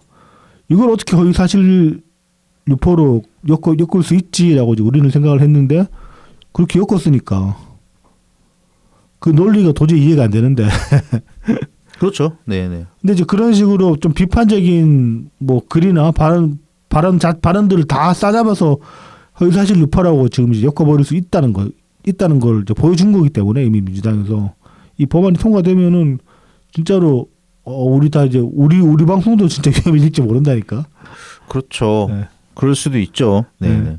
우리는 허접하기 때문에 오히려 더 탄압을 마음 놓고 할 수도 있는 것이고 눈에 안 띄어가지고 안 당할 수도 있지만은 그렇습니다. 예. 아마 지금 아직까지는 잘 안 띄어서 그런 거 아닐까라고 생각을 하는데, 야 이러면 그냥 안 커지는 게 안전한 거 아니야? 아니요. 근데 안 커지면 이제 뭐 그 잡아 넣어도 그치 안 커지면 굳이 또 제보해가지고 죽여도 별로 얻는 게 없으니까 그냥 냅둘 수도 있겠구나. 아이씨, 어느 쪽도 별로 좋은 건 아닌데. 자, 이제 오랜만에 김어준 얘기 좀 해봅시다. 예. 이제 뭐 제가 이제 무슨 일입니까? 소제목 김어준 유니버스라고 붙여봤는데 뭐 이제 몇 가지 좀 사건들이랑 엮어가지고 근래에 얘기를 해볼까 합니다. 뭐 이제 이번 주에 이제 이것도 이제 좀 뭐 실제로 찾아보신 분은 얼마나 될지 모르겠지만은 유튜브 콘텐츠 평산 책방 TV라는 게 이제 시작을 했습니다. 네, 한다고 했죠. 얘기했죠. 근데 이제 이거 뭐 채널을 새로 개설한 건 아니고 원래 이제 평산 책방 유튜브 채널은 23년에 개설이 됐거든요. 기억하시는 분들 있을 거예요. 평산 책방 오픈하고 나가지고 네. 초반에 이제 그 막 우리 방송에서 소개했을 걸. 뭐 책방 그 뭐 참모 및 풍경 소리 같은 거, 풍경 소리 콘텐츠 그런 것도 있고 그랬었거든요. 그런 것도 올리고 뭐 그동안에 이제 평상 책방에서 북 콘서트 같은 거 했었잖아요. 네, 했었죠. 그런 것도 이제 간간히 올라오는 채널이었는데 여기서 이제 그 고정 정기 콘텐츠로 평상 책방 TV를 시작을 한 거예요. 그래서 이제 첫 번째 에피소드가 올라왔습니다. 이게 근데 그 분량상으로 보면은 문재인 전 대통령의 어떤 콘텐츠라기보다 타키민의 콘텐츠에 문재인 대통령이 출연하는 듯한 모양새에 가까워요. 사실상. 네네. 타키민은 이건 40원 몇 분 되거든. 40원 몇 분 동안 타키민이 계속 나오고 문재인 대통령은 한 27분 정도 나와서 타키민의 이야기가 들어가고 그 뒤에는 그 소개한 책의 작가가 나와서 또 타키민의 이야기를 하거든. 너무 길다. 뭐 40분이나 해. 아무튼 이런 걸 하는데 제작을 이제 김어준의 겸손 방송국에서 한다고 합니다.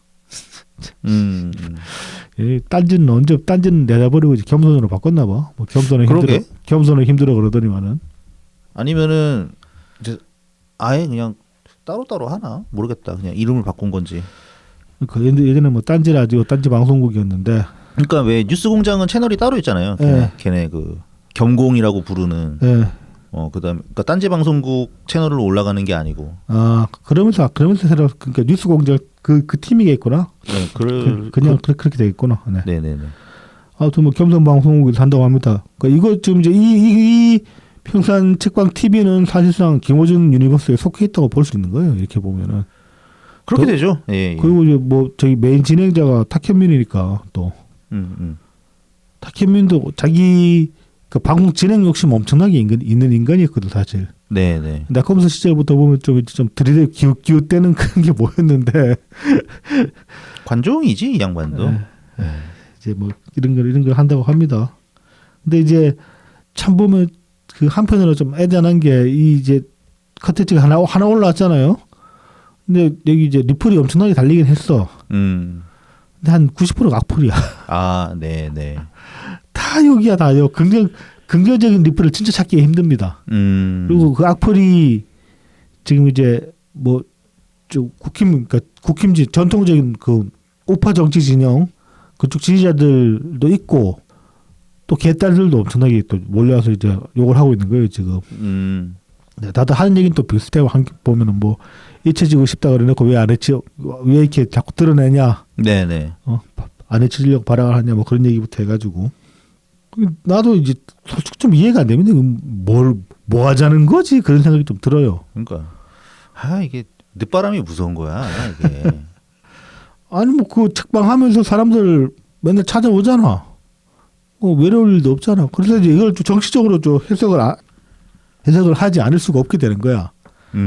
그래서 이제 그래서 제가 이제 그 소제목 김어준 유니버스라고 붙여봤는데 지금 이제 지선 앞두고 있잖아요. 내년에. 네네. 그러면서 이제 지선을 기점으로 해가지고 이제 포스트 이재명 싸움이 시작이 될 것이고. 네네네. 그러겠죠. 그럼 이제 친명이랑 뭐 지금 이제 뭐 친문 혹은 반명 혹은 친문 세력 간의 이제 그 충돌이 일어날 수밖에 없을 것이고. 근데 그 친문이 그분들은 아니잖아. 24년까지 그래도 좀 언론의 조명을 받았던 비명계는 그분들은 아니잖아. 그 사람들도 포함이 되겠죠. 하지만 이제 지금 이제 그 뭐 당내에서는 친문이라고 하지만 사실상 친문이 아니라 친털이죠, 친털. 그렇죠. 친털대 뭐 친명의 싸움이라고 봐야겠죠. 그래서 친털이 이제 김어준이 이제 말하자면 자기 베이스 캠프를 당내 베이스 캠프를 이제 친문으로 구축을 하려는 거 아니냐. 저는 좀 그렇게 생각을 하거든요. 이 문재인 대통령 컨텐츠 시작한 것도. 네네.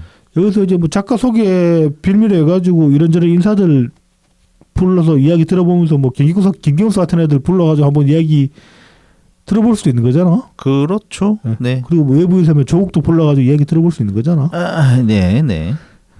최근에 이제 그런 게 있었어요. 그 지방선거 관련해 가지고 부산에서 네. 그 이재명 쪽에서 이제 미는 그 부산시장 후보가 하나 있었는데 정청래가 한 방에 잘라버렸거든. 뭐였더라. 아무튼 음주 때문인가 아무튼 뭐 이제 핑계를 이렇게 꼬투리 잡힌 게 있긴 한데. 네네네. 그래도 한 방에 잘라버린 건 좀 이례적인 케이스였다. 그렇게 보도가 짧게 된 적이 있었어요. 예. 그게 이제 근데 이제 보면은 저는 그거 이제 그 대놓고 일부러 지금 싸움 건 거라고 보거든요. 그 이재명 쪽에서 미는 애를 그렇게 이제 단칼에 잘라버린 것도 다른 것도 아니고 부산시장 후보란 말이야. 근데 부산 같은 경우는 전통적으로 보면은 부산이 뭡니까? 친문의 근거지잖아요. 그렇죠. 네네. 그리고 그 우리가 이제 예전에 문파 시절에 많이 얘기했던 그 뭐 삼철, 네. 양정철, 뭐 이호철, 전해철.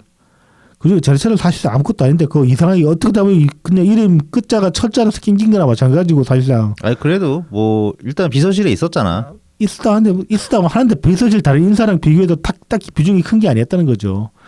그래서 이제 전해철은 제외하고 나면 이제 뭐 그동안에 많이 이제 사람들이 언급했던 게 양정철이었는데 그런데 이제 뭐 그 이런저런 나름 그 바닥에 정잘할 분들 몇 분들하고 좀 저도 이제 이야기를 사석에서 이야기해볼 일이 있어서 이야기를 해보면은 공통적으로 말씀하시는 부분이 그것이에요. 사실은 이호철이다 핵심은. 네. 양정철이 아니다. 저도 들어봤습니다. 네, 양정철이 이제 그냥 드러나가지고 뭐 김호준이랑 맨날 뭐 그 꽁냥꽁냥하고 그러는 바람에 많이 드러나가지고 오히려 좀 있는 것처럼 보이긴 했는데 사실상 실세는 이호철이었다. 옛날부터 그건 2012년부터 늘 그래왔다. 뭐 그렇게 얘기를 하시더라고요. 근데 이제 그 이호철이 근거지가 부산이거든요.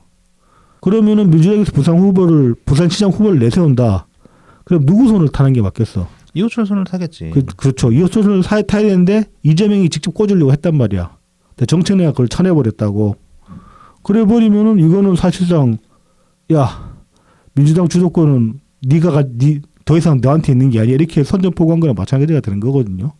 그러니까 그 시점부터 저는 싸움이 시작됐다라고 생각을 하는 쪽이고, 그래서 이제 그 관점으로 보면 이 평산찐빵 TV를 지금 이 시점에 시작하는 것도 어떤 하나의 상징성이 있는 그런 이벤트가 될 수 있는 거죠. 문재인 대통령 중심으로 혹은 이제 문재인 대통령 중심 그러면 이거 여기도 이호철의 힘 들어간 거라고 볼 수도 있는 거거든요. 어떻게 보면은. 그런데 이제 김호준이랑 또 연결되는 부분이 생기는 거고. 뭐 이 와중에 정청래도 지금 자기 정치 엄청 하고 있고. 그렇죠. 네네. 뭐 여기서도 이제 지금 또 얘기해볼게. 정청래가 최근에 또 김호준 찬양한 게 하나 있었는데 이거는 이제 11월 6일 날 민주당 초선 그 모임 더민초 여기 예전에도 있던 모임이잖아. 네네네. 더민초가 이제 워크숍을 했는데 여기 정청래가 이제 그 강사로 초청이 된 거야. 가서 이제 초선들 모아놓고 이런 소리를 했어요. 민주당 지지 성향을 봤을 때 딴지일보가 여론의 바로 밑이다. 그래서 딴지 게시판에서만 열심히 굴러도 여론 동향 다 파악할 수 있다. 그리고 자기 이제 어떤 당내 입지를 다지는데도 딴지 게시판 활동이 굉장히 유용하게 도움이 된다. 뭐 이런 식으로 얘기를 했어요. 자기가 딴지 게시판에서 글을 엄청나게 썼다. 그 때문에 자기 여기까지 왔다. 이런 식으로 얘기를 한 거야. 정청래는 이걸로 재미 본 거 맞지? 김호준 옆에 붙어가지고. 그렇죠. 그리고 사실상 김어준 손을 타면은 민주당에서 클 수 있다 이렇게 정청래가 대놓고 얘기를 한 거나 마찬가지인 거예요. 이거 정말 상당히 골 때리는 지점 아닙니까? 그렇습니다. 네. 지금 이 당이 어떤 꼬라지인지를 이 당대표라는 사람이 초선들을 모아놓고 이런 소리를 한 거야. 유튜버랑 친하게 지내라. 그다음에 그 유튜버 커뮤니티 가가지고 열심히 아양 떨어라. 재령 부려라. 재령 피워라. 이런 소리를 한 거야 지금. 내 라인에 붙으라는 얘기죠. 근데 이제 그 뭐 사실상 그 정청래 라인인데 정청래 라인의 상선이 김어준이 되는 거죠. 뭐 상선일지는 뭐 아니 근데 정청래는 그렇게 생각 안 할 걸. 같이 간다고 생각하지. 근데 근데 이제 내가 보기에 굉장히 협력적인 동반자 관계라고 생각하는데 뭐 누가 위인지는 모르겠어요. 근데 그렇게 보고 그렇게 생각을 해봐야지. 김어준은 정청래 없이도 살아남을 수 있거든요. 아, 살 수 있지. 근데 정청래는 김어준 없으면 죽어. 그런데 김어준은 정청래를 항상 데리고 갑니다. 뭐 쓸모가 있으니까 그럴 거야. 그러니까 김어준한테는 쓸모가 있는 거고 정청래는 김어준 없으면 죽는다니까. 의리가 있어. 뭐 그래서 아무튼 뭐 이 현상들을 보면은 이 좀 민주당 내에 이제 점점 내전의 어떤 전운이 감돌고 있다. 최근에 정청래가 여러 좀 그 돌출적인 행동들을 많이 했잖아요. 네. 뭐 대표적으로 지금 이제 전당대 룰 세팅 또 바꿨잖아. 그 뭐 전국대의원 표 없애고 그냥 권당이면 다 그냥 1인 1표. 예전에 그 전대 비율을 점점 낮추는 추세긴 했는데 그래서 전대 비율이 높았단 말이에요. 일반 권당들보다. 근데 이번에 정청래가 갑자기 룰 세팅을 또 바꿨거든. 무조건 다 이제 한 표다 이렇게 해버리니까 개딸들이 지금 뭔 소리를 하냐면은 민주당에 가라 권당 70만 있다. 뭐야 걔네. 지들이 이제 그 소리를 하고 있어. 그래. 그러면서 정청래가 이제 반역 세력이다. 그렇게 이제 들고 나오는 상황이 이제 이렇게 됐습니다. 지금 상황이 그렇게 꼬라지가 돌아가고 있어요. 지들끼리 싸울 날이 얼마 안 남은 거야. 전당대회입니다. 전당대회 때. 네. 그때야 이제 정청래는 지금 그렇게 이제 룰 세팅 바꿔서 노리는 게 뭐냐? 당대표 한 번 더 한다. 당대표 연임하고 그 연임한 동력으로 대선까지 가겠다. 자기가 대선 주자로 나서겠다. 뭐 이런 계산하에 움직이는 거 아니냐. 이제 그런 관측들이 있는데 제가 보기에도 설득력 있고 그리고 당대표 연임하는 거 가지고 개딸들이 제를 못하죠. 선례가 있잖아요. 이재명이 연임했잖아. 이재명도 있는데 딴 사람 연임하는 거 가지고 태클 걸면 안 되지라고 얘기해버리면 할 말 없는 거지 사실. 카운터가 누가 될 것 같으십니까? 정청래? 네, 정청래의 카운터. 그 박찬대지 뭐. 김민석이 될 거라는 얘기가 파다합니다. 아 당대표로. 네. 김민석이 지금 그래서 그러니까 김민석이 서울시장을 안 나갈 거라는 얘기가 있다고 하더라고요. 여조 돌려볼까. 왜냐하면은 전에도 말씀드렸지만은 이재명이 노골적으로 밀어준 게 성동구청장이거든요. 네네. 근데 김민석도 이재명의 사람이잖아. 그렇죠. 둘이 같이 나오면 중첩돼가지고 말이 안 되는 거잖아. 그렇죠. 그래서 지금 여조 돌릴 때는 김민석 집어넣었는데 저도 김민석 안 나올 텐데 그 생각 계속 하거든요. 근데 최근에 좀 의외의 좀 이거 왜 이러나 싶은 면이 있긴 해요. 그 오세훈 붙잡고 계속 좁혀놓은 거. 그러니까 그것 때문에 그러니까 서울시장 나오려고 미리 네. 이제 하는 거 아니냐라는 네. 얘기가 있는데 그 언론 쪽에서 이렇게 도는 얘기로는 김민석은 전당대회 쪽으로 그래서 당대표를 거쳐서 대선으로 가는 쪽으로 가닥을 잡은 것 같다라는. 그게 또 설득이 있어 보입니다. 예. 제가 보기에도. 근데 지금 상황이면은 정청래는 붙어서 못 이길걸요, 김민석? 모르겠습니다. 뭐 붙어봐야지 아는 거죠. 근데 어쨌든 김어준이 제일 좀 힘이 세다, 지분이 크다, 뭐 이런 좀 얘기가 있잖아요. 네. 근데 이제 막상 이제 해봐야지 아는 거지. 세무조사 한번 가자, 딴지. 탈탈 틀리고. 한번 그냥. 이번에 이동형이 그 섹스 많이 했다 그 발언으로 좀 표가 좀 날아갔길 바란다. 좀 이탈하는 개딸들이 생겨났길 바란다. 자 이제 김어준 유니버스에 이제 새롭게 편입한 인간이 하나 있는데 김용범입니다. 김용범. 네네. 이번 주에 좀 물을 일으켰죠. 김어준의 빨래방에 당당히 입성했습니다. 네. 근데 이제 앞서 이제 좀 서사를 좀 보자면은 18일 날 국회 운영위에서 이제 그 국힘 김은혜 의원이랑 강하게 충돌을 했어요. 네네. 김은혜 의원이 이제 그 정책실장이니까 청년 대출 다 잘라놓고 그 따님 있지 않냐? 따님 전세 자금 빌려주지 않았냐? 네네 그랬죠. 아 청년들은 저기 전세도 못 들어가게 막아놓고 따님 그 전세 자금 빌려주고 그거 줬냐? 그러고 뭐 그러면서 이제 뭐 나중에 따님도 그 저기 뭐 임대주택 들어가서 살라고 그럴 거냐? 그런 식으로 얘기를 하니까 이제 막 버럭 화를 냈어요. 그러면서 뭐 나도 갭 투자한 적 없고 내 딸도 갭 투자한 적도 없는데 뭐 왜 그러냐? 막 이런 식으로 얘기를 했어요. 이 부분이 굉장히 웃긴 겁니다. 네.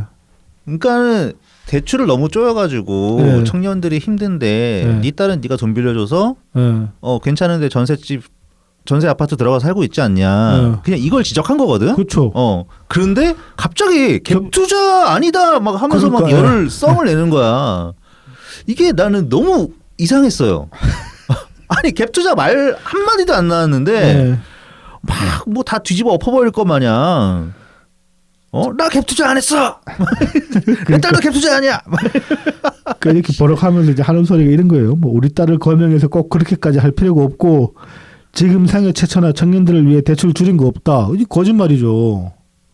그리고 뭐 아니 근데 생애 최초는 그런 거는 안 줄였을 걸? 요건 그 정책 자금은 안 줄였을 걸?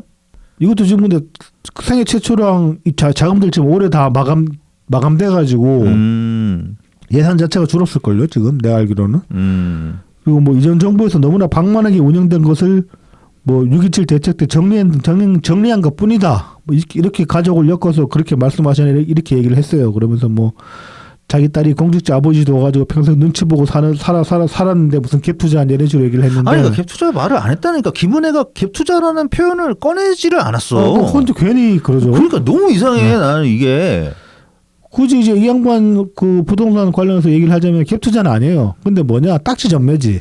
그걸 했다는 거죠. 이거 2000년대인가 그럴 거예요. 이때 이제 그 지금 서초 레미안 그 자리 이제 재개발 입주권을 4억 원 주고 샀어요. 사가지고 이제 레미안으로 입주를 한 거죠. 그런데 이제 시세 차익이 대략 한 30억 정도라고 합니다. 네네. 재미 크게 봤네 이 정도면은. 그죠? 기분 좋지. 그리고 이 당시에는 딱지 2000년대에는 딱지 이 전매가 불법이 아니었는지는 저는 잘 모르겠어요. 이거 법원 찾아봐도 잘 안 나와가지고 확인을 못했는데 지금은 어떤 상황에 따라 다르긴 한데 이 케이스는 아마 불법 될 겁니다. 서울 시내에 네네. 강남 재개발 자리 이렇게. 그러니까 지금 불법이라는 건 뭐냐? 지금 와서는 이게 부도덕하다는 거. 지금 와서는 이건 하면 안 되는 짓이고 적어도 과거에도 이런 걸 하면은 법망이 촘촘하지 않아 가지고 불법으로 규정이 안 됐을지는 몰라도 욕먹을 만한 지식을 했다는 거예요. 이게. 근데 이 짓 해놓고 자기도 떳떳하다 얘기를 하는 거야. 자 그리고 이 다음 날 그래서 이제 뉴스 공장에 나왔습니다. 김영봉이 나와가지고 또 갭 투자 아니다.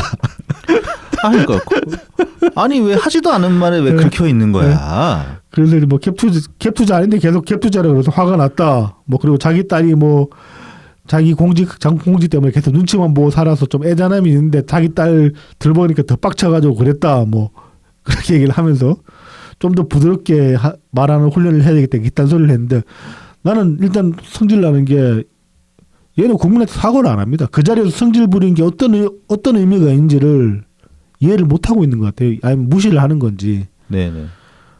뭐 그러면서 뭐 이제 그 당시에 이제 옆에 있던 우상호도 막 버럭하면서 말리고 뒤에 앉아 있던 김병기도 말리고 그랬거든. 김병기가 막 그 정책실장 막 큰 소리로 왜 이렇게 정신을 못 차려 막 그러고 그렇게 했는데 이게 뭐 정책실장이 뭐 화내는 자리냐 뭐 이런 식으로 얘기를 했죠. 그래서 이제 뭐 우상호 김병기한테 고맙다 이딴 소리를 했는데 골 때리는 게 뭐냐면 이 양반은 정치인이 아닙니다. 일단 정치인 출신이 아닙니다. 그냥 공무원이죠. 네. 늘공도 아닙니다. 아까 늘공입니다. 늘공 어공이 아니고 네. 저기 행시 나와가지고 공부 잘해가지고 공부를 굉장히 잘했다고 합니다. 송영길 고등학교 동생이 그런데 송영길 자기 말로 자기 존나 천재였다고 맨날 떠들고 다니거든. 송영길이. 근데 송영길이 인정하는 자기보다 더 천재가 이 사람이에요. 굉장히 뭐 아무튼 공부 잘해가지고 서울대 나오고 그래서 행시 패스해가지고 기재부 쪽으로 기재부 라인으로 들어간 것 같은데 이 양반은 굳이 얘기하자면 홍능기 라인이거든요. 홍능기 부총리 시절에 기재부 1차관이었단 말이야. 네네. 그 문재인 정부 사령이었는데 대선 때 이재명 캠프로 들어가가지고 연주 쪽 일을 하면서 이제 연을 맺어가지고 지금 정책실장으로 가 있는 사람이에요. 근데 어찌됐든 간에 정치인 출신이 아니고 공무원 물만 계속 먹었던 사람인데 갑자기 이렇게 거의 정치인적인 행보를 지금 보이고 있는 겁니다. 그러니까 이상해. 뉴스공장 나와서 이제 김어준을 이렇게 막 김어준 앞에서 이렇게 하니까 김어준이 또 이제 또 막 거드름 피우면서 그 소리 친 거 잘하셨다고. 우리 그 지지자들은 그런 거 보면 통쾌한다면서 앞으로도 계속 그렇게 강하게 나가달라 뭐 이딴 소리 하고 그러니까 뭐 참고하겠다 막 김영빈 참고하겠다. 이씨. 그런 소리 하고 있고 그러는데 정치인 다 됐어. 출마하려고 그러나 봐. 뭐 그러던가. 근데 이 김영범이 그럼 과연 이재명의 사람일까? 나는 아닌 것 같다는 거지 지금 보면은 뉴스공장 가서 이런 것도 그렇고 애초에 홍남기 라인이기도 했고 김어준의 사람이다. 예. 그리고 정청래의 사람일 수도 있는 거죠. 지금 정청래가 지선 관련해서 또 룰 세팅한 게 이 지금 현재 내각 관료들, 내각 고위직들 네네. 가산점 준다 그러거든요. 아. 정치 신인, 그러니까 내각 고위직 중에 이제 정치인 출신이 아닌 내각 고위직들 이번에 출마하려고 하면 가산점 15%가 되게 세게 줘요. 뭐 센데. 굉장히 우대해 주는 그런 가산점 정책을 내놨더라고. 그런 거 보면은 이런 사람들 자리 하나씩 주려고 그런 거 아니냐. 그렇게 볼 수도 있는 거죠. 그러니까 이거야 그냥 나한테 줄 서라. 네. 이거야. 근데 김민석이 나와도 이거 쉽지 않겠는데 진짜 이러면. 장악력이 정청래가 김어준 끼고 돌아버리면 김민석 못 이긴다니까요. 게다가 그러니까는 떡밥을 이렇게 막 팍팍 아주 네. 던지잖아. 네. 떡밥을. 그러니까. 이게 대통령 자리에 있는 이재명이 이걸 견제를 하고 싶어도 진짜 쉽지 않겠는데. 이재명 지금 이제 여러 번 좀 눈치 봐야 되는 상황이 됐죠 사실. 역시. 사실 대통령 하기 전까지 대통령 딱 안 될 때가 좋았지. 대통령 하고 나면은 그때부터 내리막일 수밖에 없기 때문에. 그렇지. 그러니까 새우젓 한번 가자. 진짜로 막 예를 들어 민주당 지지율 바닥치고 선거에서 막 판판이 깨지고 그래버리면은 그때 되면 이재명 잡아 먹어야지 방법이 없게 되는 상황이 될 수도 있죠. 그런데 그런 일은 일단은 안 벌어질 것 같고. 네. 일단 적어도 26년까지는 안 그럴 것 같고. 네. 아무리 정치는 살아있는 생물이라고 하지만 웬만큼 뭐 큰일이 터지지 않으면 안 그럴 것 같거든요. 지금 분위기가. 나는 정치는 살아있는 생물에 대해서 그 말도 싫어. 왜냐하면 나는 그 말을 박지원한테 많이 들었거든요. 예. 그래서 박지원이 하는 소리 같아가지고 정치도 사람이 하는 거다. 뭐 그렇게 사람이 하는 거다 그렇게 얘기해도 변화무쌍하다는 의미가 될 수 있는 거 아니겠어? 그럼요. 충분히 의미가 통하죠. 아무튼 그래서 지금 이제 김어준 유니버스가 굉장히 좀 공고해지고 있는 느낌을 받는데. 그러니까 이런 보통이 것들, 아닌데요. 이런 것들이 이제 내년 지선까지 하나의 관전 포인트가 될 수 있지 않는가. 그러니까 내년이에요. 왜냐면은 정청래는 지금 현 당대표이기는 한데 어쨌든 보궐로 된 거거든. 이재명이 대통령으로 가면서 내려놓은 당대표 남은 자녀 임기를 이제 그렇죠. 맡은 거거든요. 네. 그러니까 정식 당대표를 이제 앉으려고 한단 말이죠. 네네. 네. 그게 이제 내년이야. 그걸 위해서 이제 룰 세팅도 이제 변경을 해버린 거고. 요즘 당내에 이제 반발이 만만치가 않죠. 이제 1인 1표제를 권당 1인 1표제를 해버리니까 했는데 이제 이거를 당내 여론조사를 기반으로 한 건데 응답률이 15% 정도밖에 안 됐다. 그래서 아니 뭐 당원 15% 가지고 이거 뭐 당원 여론이라고 말할 수 있냐 이렇게 이제 반발이 나오고 있는 상황입니다. 근데 밀어붙일 것 같긴 해.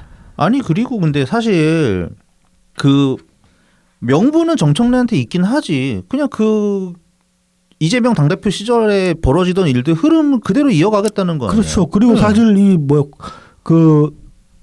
전국 당원 사실상 없애고 대의원 대의원 없애고 권당 1인 1표제 하자 이거는 걔들도 했던 소리란 말이에요. 그러니까. 근데 이제 와서 자기들이 불리해진다 싶고 자기들 세가 밀린다 싶으니까 갑자기 유령대원 70만 명 있다는 둥 하면 안 된다는 둥 그렇게 나오고 있는 그것도 골 때리는 거죠 사실. 정말 골 때립니다. 근데 그것도 근데 한편으로 보면 거슬러 올라가면 우리도 그런 소리 했다. 문파들도 그런 소리 했었다. 뭐 저는 한 적이 없기 때문에. 예전에 예찬 이제 김주표 의원이랑 붙었던 그 전대 때 그때도 그런 얘기 있었거든요. 아니 왜 전국대 의원 일합치고 막 50%에서 100표까지 혼자 먹고 저런 게 어디 있냐. 그러니까는 그분들은 했었죠. 그러면은 혹시라도 뭐 말도 꺼내기가 그렇다. 근데 이제 그 제도에 나름의 의의가 있는 제도들은 좀 그 의의를 살펴볼 필요가 있는데 그런 것들이 좀 부족했던 부분이 있는 거죠. 저는 제가 제안했던 거는 아니다. 그건 필요 없어. 내가 뭘 제안한 게 뭐가 중요해. 자 이제 이어서 이거 상당히 좀 골 때렸는데 김윤석이 광파려고 했다가 지금 이제 좀 많이 스텝이 꼬인 듯한 느낌인데. 네네. 자 이제 이거는 팩트파인더랑 애초에 중앙일보에서 정리를 잘해줬는데 팩트파인더 기사가 더 재미있게 정리가 된 것 같아가지고 팩트파인더 기사를 가져와봤습니다. 11월 19일자 이제 팩트파인더 기사고 제목이 이제 분석 론스타 4천억 승소 역전 광팔이 민주당 3년 전에는 이라는 제목의 기사입니다. 이제 기사 작성자는 윤거피 기자입니다. 자 18일 날 론스타 ISDS 취소 소송에서 한국이 승소를 냈어요. 이와 관련해 가지고 이제 그 국회 이제 정부 청사 브리핑룸에서 이제 김민석이 브리핑을 했습니다. 이번 승소는 국가 재정과 국민 세금을 지키는 중대한 성과이다. 새 정부가 대부분에서 거둔 쾌거이다. 새 정부가. 네, 새 정부가. 그리고 옆에 딱 정성호 있다가 정성호도 한 소리 합니다. 12.3 내란 이후 대통령과 법무장관이 부재할 혼란 속에서도 직원들이 혼신의 힘을 다한 결과다. 요 말은 그래 그럴 수 있다고 칩시다. 법무장관 날린 게 니네들이잖아. 탄핵 걸어가지고 대통령 윤석열이야 그렇게 했어야지. 했는 게 맞지. 근데 법무장관 그 내란 동참자라고 탄핵 걸어버린 거 그 전에 걸었지 법무장관. 그렇죠. 그 전에 걸어버렸지. 하여튼 말도 안 되는 소리를 하고 있어. 자 그래서 이제 과거로 좀 거슬러 가보면은 이때 이제 이런 일이 있었죠. 12월 그러니까 22년 9월달 이때 우리도 방송에서 짧게 다룬 적이 있었던 것 같은데. 네 그렇습니다. 네네. 이때 우리가 어떻게 얘기를 했었나? 그거 기억이 잘 안 나네. 그치? 네. 다만 하여튼 어떨지 모르겠다. 우리는 그때 평가를 안 했던 것 같아. 근데 이런 일이 있다 정도로 얘기를 하고 넘어갔던 것 같은데. 왜냐면은 정말 어떻게 될지 모르는 거거든. 그러니까는 미국 론스타를 상대로 그러니까 글로벌 기업을 상대로 소송을 과연 할 수 있겠냐. 그러니까 이때 이제 일부였단 말이야. 그렇죠. 그러니까 그냥 형사 재판식으로 따지면은 일부 유죄, 일부 무죄, 이래서 애매한 상황이었죠. 네네네. 자 아무튼 이제 22년 9월달에 이 당시 이제 윤석열 정권의 법무부 장관이 한동훈이었죠. 네. 한동훈이 이제 이런 방침을 내세웠습니다. 이제 국민 혈세를 한 푼도 내줄 수 없다. 그래서 이제 이 론스타 소송을 계속 진행을 하겠다. 이때 1심이 나온 상태였단 말이죠. 말씀하신 그렇죠. 대로. 네네네. 근데 이제 당시 야당이랑 그다음에 친야 성향 법조계에서는 공통적으로 이렇게 얘기를 했습니다. 차라리 그냥 빨리 돈 주고 털고 가자. 그걸 계속 질질 끌다가 보면은 이자만 더 붙고 해가지고 나중에 그렇죠. 물어줘야 될 돈만 더 커진다. 네. 이런 식으로 얘기를 그리고 했습니다. 소송 비용 당연히 들어갈 거고. 지금 이제 당시에 그 송기호 변호사 지금 대통령실 경제안보 비서관을 맡고 있다고 하는데 송기호 대통령실 들어갔네 또. 그러니까 결과적으로 이 아저씨 맞는 얘기 하나도 없어. 네. 국제 FTA부터 시작해가지고 한미 FTA부터 해가지고 하나가 없네. 그런데도 대통령실에 들어가서 경제안보 그러니까. 비서관을 맡고 있다. 이거 참 정말 무능력한 사람 데려간 거 아니냐 이렇게. 자, 이 당시에 이제 송기호가 했던 얘기를 좀 보면 종합해 보면 이래요. 이제 그렇죠. 언론 인터뷰나 토론회 등에서 나와서 이제 계속 같은 얘기를 반복을 했는데 주로 했던 이제 테마가 이겁니다. 그 영국 국제비교법 연구소의 통계를 인용해 가지고 국제비교법 연구소가 이제 통계를 인용해 가지고 이 ICSID 판정 중에 취소 신청이 인용돼 가지고 전부 무효가 된 사례는 1.7%에 불과하다. 네네네. 그 한동훈은 전부 무효로 만들겠다라고 이제 하면서 소를 계속 진행하겠다고 얘기를 했기 때문에 굉장히 가능성이 낮다. 이건 틀린 얘기는 아닙니다. 그렇죠. 통계니까. 그래서 이제 한국 정부의 배상 책임이 없다는 결론이 나올 가능성은 제로다. 그러니까 그러니까 한국 정부가 이길 가능성은 제로다라고 못을 막아버렸어요. 그렇죠. 예. 이렇게 얘기하면 안 되는데 어떤 경우라도. 그래서 이제 한동훈 장관이 1.7%라는 극히 희박한 확률을 숨기고 국민을 착각하게 만들고 있다면서 이제 법무부가 대국민 사기극을 벌이고 있다. 이런 식으로까지 비난을 했어요. 근데 이걸 0%라고 이렇게 이제 못 박아버린 게 굉장히 큰 패착이죠. 과학자들도 0% 이야기는 안 하잖아. 그렇죠. 거의 입증된 사실이라고 해도 1.7%인데 그러니까 7% 가능성 없는 거 아닌데. 100번에 한 번 정도는 일어날 수 있는 일인데 이 0으로 만들어 버렸단 말이죠. 자, 그리고 당시 이제 민주당의 박용진 의원 같은 경우는 뭐 법무부가 승산 없는 ISDS 소송으로 400억이 넘는 돈을 로펌에 썼다. 뭐 로펌 배부르는 짓만 하고 있다. 이렇게 이제 비난을 했습니다. 당시 이제 법사위 소속 의원들도 뭐 전문가들은 취소 가능성을 낮게 보고 정부가 객관적 수치를 무시한 채 정치적 이유로 소송을 끌고 간다고 비판을 했다. 이 당시에 이제 원심 판정 배상금이 2,800억이고 그다음에 이제 이걸 계속 지급 안 하고 재판을 끌고 가면 만약 2심에서까지 패소해 버리면 이자가 재판 기간 동안 이자가 더 붙어버리기 때문에 훨씬 늘어날 수 있다 이렇게 본 겁니다. 뭐 이제 이미 1년 사이에 늘어난 이자가 137억 원이다 이런 식의 지적도 했습니다. 그래서 당시에 민주당 비판 자체만 놓고 보면 말 안 되는 소리 아니었고 충분히 할 만한 비판이었다고 저는 생각하거든요. 사실 1.7% 가능성이면은 가능성 낮은 거 맞잖아요. 거의 없는 거 맞잖아요. 그렇죠. 뭘 믿고 소송하겠다는 거냐? 그냥 털고 가자라고 얘기하는 게 불합리적인 얘기가 아니에요. 그러니까 저는 이 당시에 민주당이 했던 반응 자체를 비판하고 싶지는 않습니다. 충분히 할 수 있는 얘기가 설득력이 있었어요. 그리고 이걸 그냥 뭐 정략적인 그냥 반대를 위한 반대였다 이렇게 평가할 것도 아니라고 봅니다. 그러니까 이 당시에 했던 이야기들은 뭐 충분히 이 자체로 이야기해 줄 수 있는데 문제는 뭐냐 이걸 지금 와서 광파하는 게 문제라는 거죠 사실은. 네네. 이때 얘기한 거 그냥 뭐 우리가 그때 오판했다 아니면은 가능성이 낮은 상황이었는데도 불구하고 잘했다 이렇게 평가를 하면 될 일인데 그렇게 평가를 안 하고 있으니까.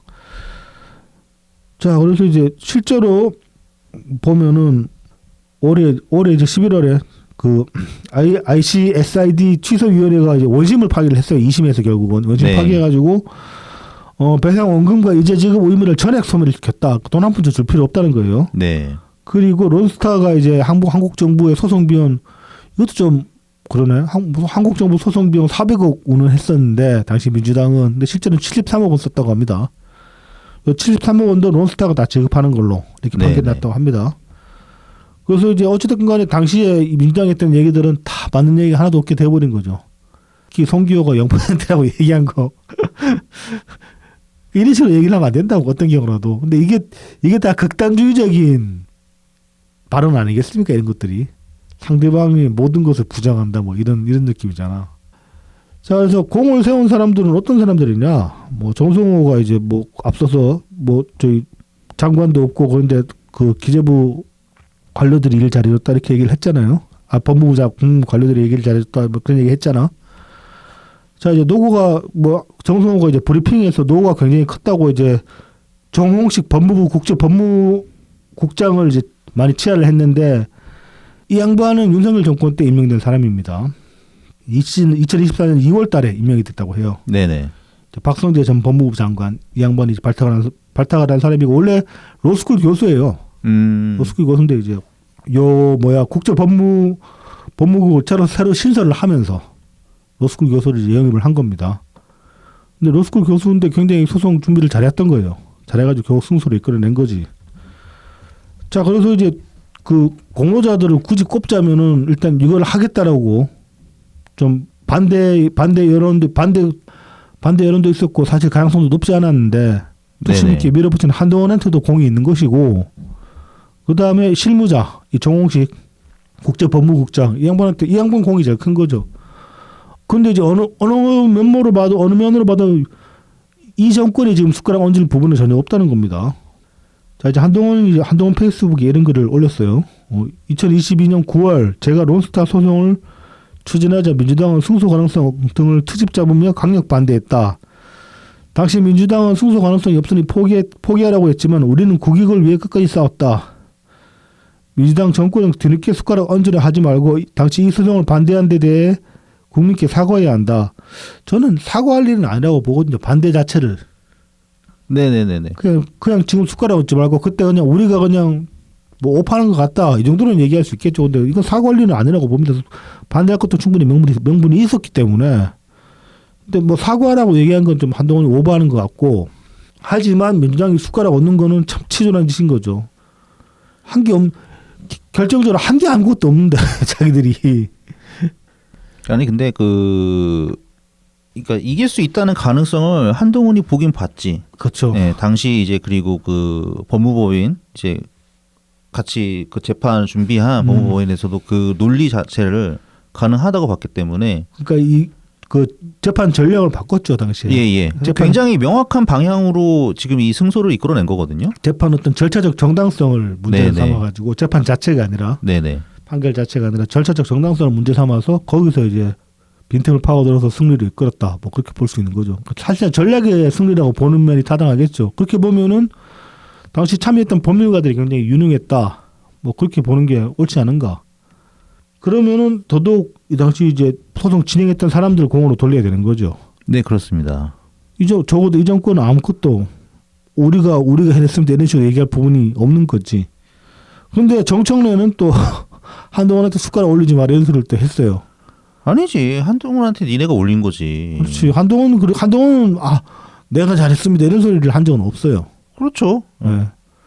한동훈이 민주당 씨 니들 뭐냐 이렇게 얘기를 했지만은 이거 다 내가 잘나서 된 겁니다 이런 식으로 얘기한 적도 없단 말이야. 한동훈들은 뭘 숟가락 올리지 말라는 거냐, 뭘 무슨 숟가락 올리지 말라는 건지도 모르겠고. 정청래 이 소리가 좀 치졸합니다. 뭐 이현주도 한동훈들은 치졸하다 뭐 그런 소리를 했는데, 아니 지들이 치졸하게 보고 지들이 숟가락 올려놓고 이게 남한테 또 전가시키고 이런 식으로.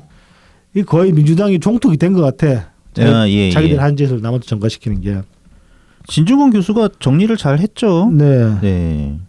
굉장히 이제 날카롭게 페이스북에 이제 많이 지적을 했습니다. 뭐 딴 것보다 이 비유가 저도 참 와닿았는데, 해방 후 친일 청산이 안 돼 이 나라의 정의가 바로 서지 못하고 아직도 친일파가 널려 있다. 라고 운을 띄우면서 이렇게 얘기를 합니다. 패소했을 때는 항소를 방해하던 자들이 승소하고 나니 갑자기 유공자 행세를 한다.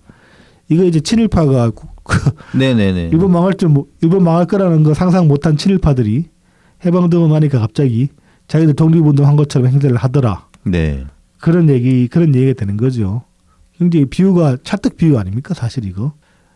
자, 그러면서 김민석은 잽싸게 이재명 정부의 쾌거라며 가로채기에 나섰지만 논점은 그 누구의 공인가가 아니다.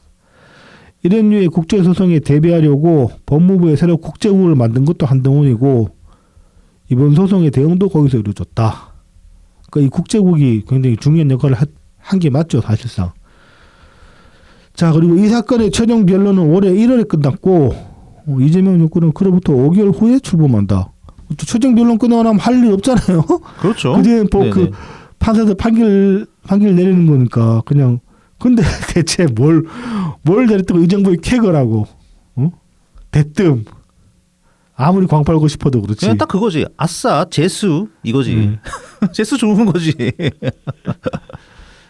자, 그리고 이제 이 다음 워딩도 굉장히 좋았는데, 이제 한동훈 법무부 장관이 항소를 감행해 400억의 국고 손실을 4천억의 국고 손실을 막는 사이 정성호 법무부 장관은 항소를 포기해 7,800억을 대통령 공범들에게 벌어줬다. 그렇지. 그렇죠. 그렇게 비교가 되는 거죠. 누구는 4천억 벌어왔는데 누구는 7,800억 날린 거지. 범죄자들한테 던져준 거지. 자, 민주당과 그 주변 관변단체, 진보를 참칭하는 언론 매체가 전방위적으로 항소를 비난했다. 당시에 그랬다는 거죠. 네네. 그러니까 이제 당시에 그럴 만한 명물이 없었던 건 아닌데, 그렇다고 해도 지금 와서 결과가 이렇게 됐다면은 당시에 비난했던 거 그 어려움 속에서도 하는 거 대단하다. 뭐 그렇게 얘기를 해줘야 되는 거죠. 사과까지는 안 하더라도. 자, 그럼 또 이렇게 이제 끝을 맺습니다. 검찰 개혁으로 수사력이 무너지는 상황에서 론스타 같이 전문성이 필요한 복잡한 수사를 어디에서 할 것인가 앞으로. 그렇죠. 이것도 굉장히 중요한 대목이죠. 경찰이 전문 인력 키워야 될 텐데. 네네, 그렇죠. 경찰이 전문 인력 키우는 동안에는 대응을 제대로 못하는 거 아니야. 이런 범죄들에 대해서. 경찰은 클 수 있을지도 몰라. 어떨지도. 그 공백기 동안 일어난 범죄들을 어떻게 하지? 그러니까 경찰이 클 수 있을지도 모르겠고 어떨지도 잘 모르겠고. 그 마약 저기 세관 마약 그 수사 누구야 걔? 백혜룡인가. 네, 백혜룡인가. 네네. 어디서 그런 그 사람은 진짜 과대망상증 환자라고밖에 나는 정상적인 사람이라고 볼 수가 없는데. 아니 어떻게 그 위치까지 갔지? 그런 사람이. 그치. 그 위치까지 간 것도 나는 그 사람 뭐 무슨 저기 마약 잠입수 같은 거 하다가 약해가지고 좀 뇌가 좀 녹았나 싶은 그런 생각까지 들더라니까. 아니 정상적인 사고가 아니야. 아 그렇죠. 네.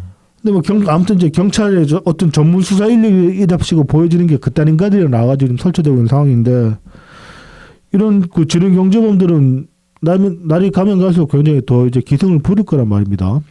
근데 여기에 대해서 이제 좀 대응할 수 있는 수사력을 갖춰야 되는데 국가 수사 기관들이 있던 검찰까지 없애버리고 이걸 어떻게 해나가겠다는 건지 진짜 모르겠어요. 그렇게 해서 범죄를 제대로 이제 억누르지 못하는 기간이 일정 부분 그러니까 수사의 공백기가 생겨버리면은 나중에 수사 기관에 어느 정도 자리를 잡는다고 해도 그 동안에 뿌리 내린 범죄 풍토나 세력들을 싹 다 일거에 뭐 해소시킬 수 있냐? 안 되거든. 일단 자리 잡으면은 그 방법이 없어요. 그렇죠. 미국 같은 강대국이 왜 마약을 뿌리를 못 뽑는데 그 자리 잡아버리니까 다 못 뽑는 거 아니에요. 그건 마찬가지잖아. 그런데 이제 지금 이 나라는 어떻게 가고 있느냐? 뭐 수사 영역도 이재명 하나 때문에 수사 영역을 작살내는 거나 마찬가지인 짓거리를 벌이고 있고 그 와중에 사법 역량도 악화시키고 있단 말입니다. 들어가지고 앞으로 이제 누가 판검사하려고 그러겠나 싶기도 하다. 그 검사는 이제 없어지는 거고 판사도 하려고 하겠나 싶다. 또 뭐 정치적인 야심 있는 작자들은 하려고 하겠지. 전부 민주당에 줄대려고 하겠지. 그러니까 이런 식이면은 이러니 워싱턴 포스트 같은 언론의 매체에서 우리나라 전체주의적으로 가고 있다. 대통령이 전체주의적인 발상을 하고 있다. 이렇게 굉장히 날선 비판을 할 수 있는 뭐 맥락이 서는 겁니다. 지금. 그 비슷한 또 그 사례가 있었죠. 이재명 대통령 발언이 네. 그 양궁 국가대표 선수 이 사람 징계 그렇죠. 어떻게 됐냐. 그렇죠. 야, 그 한 사람 꼭 집어가지고. 그렇죠. 네네. 그 과거에 우리가 그 박근혜 국정농단 시즌 때 네. 그때 단초가 됐던 박근혜 발언 중에 하나가 그거 아닙니까? 그 정유라 관련해 가지고 아, 예, 예. 체육계에서 이제 좀 그때 징계였나 아무튼 뭐가 나왔을 때 그때 이제 그 체육계 특정 인사를 콕 집어가지고 참 나쁜 사람입니다라고 박근혜가 얘기를 했다 국무회의에서. 네네. 그게 나중에 이제 그렇게 이제 그 실제로 그 발언이 정확하게 그 워딩이었는지는 모르겠지만은 참 나쁜 사람이었다고 특정 체육계 인사를 지목을 했다라고 보도가 돼가지고 굉장히 공분을 크게 샀죠. 그러니까 네. 그게 어그로를 많이 끌었죠. 근데 지금 그거랑 똑같은 짓을 이재명이 한 거예요. 말하자면은 그 양궁 인사 그 양반 그 저 페이스북 글 보니까 그 인스타그램 글 보니까 그래 뭐 좀 잘못한 것 같긴 하더라고요.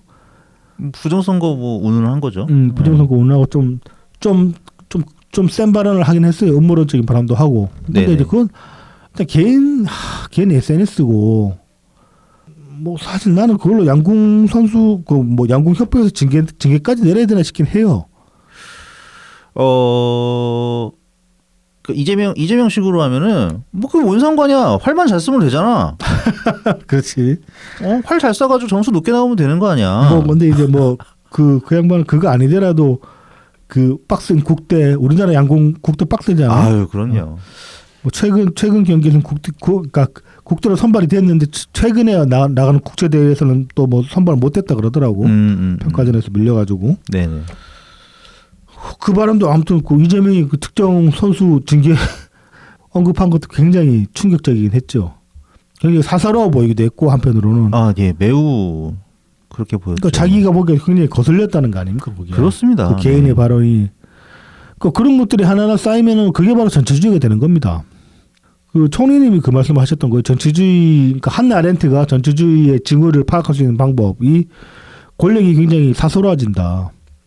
그런 거, 그러니까 권력의 쓰임새가 사사로워지면은 그게 바로 전체주의가 된 것이다. 이제 뭐 그런 식으로 얘기를 했다라고 저는 기억을 하는데 지금 이재명이 하는 짓거리들이 하나하나가 그런 것들, 이재명이 하는 짓거리들 중에 그런 것들이 굉장히 많아요.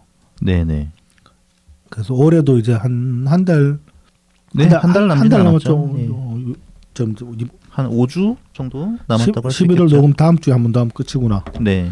올해도 한 달 정도 남았는데 참 이 내년에는 나라가 좀 어떻게 될지 굉장히 걱정스럽습니다. 원래 연말 되면은 좀 내년에는 더 좋아질 것 같은 희망찬 그런 전망을 좀 품어야 되는데 이거는 뭐 올해를 정리를 해봐도 더럽고 내년에 뭔가 나아질까라고 생각해봐도 별로 그런 것도 안 보이고 그런 상황인 것 같긴 해요 지금.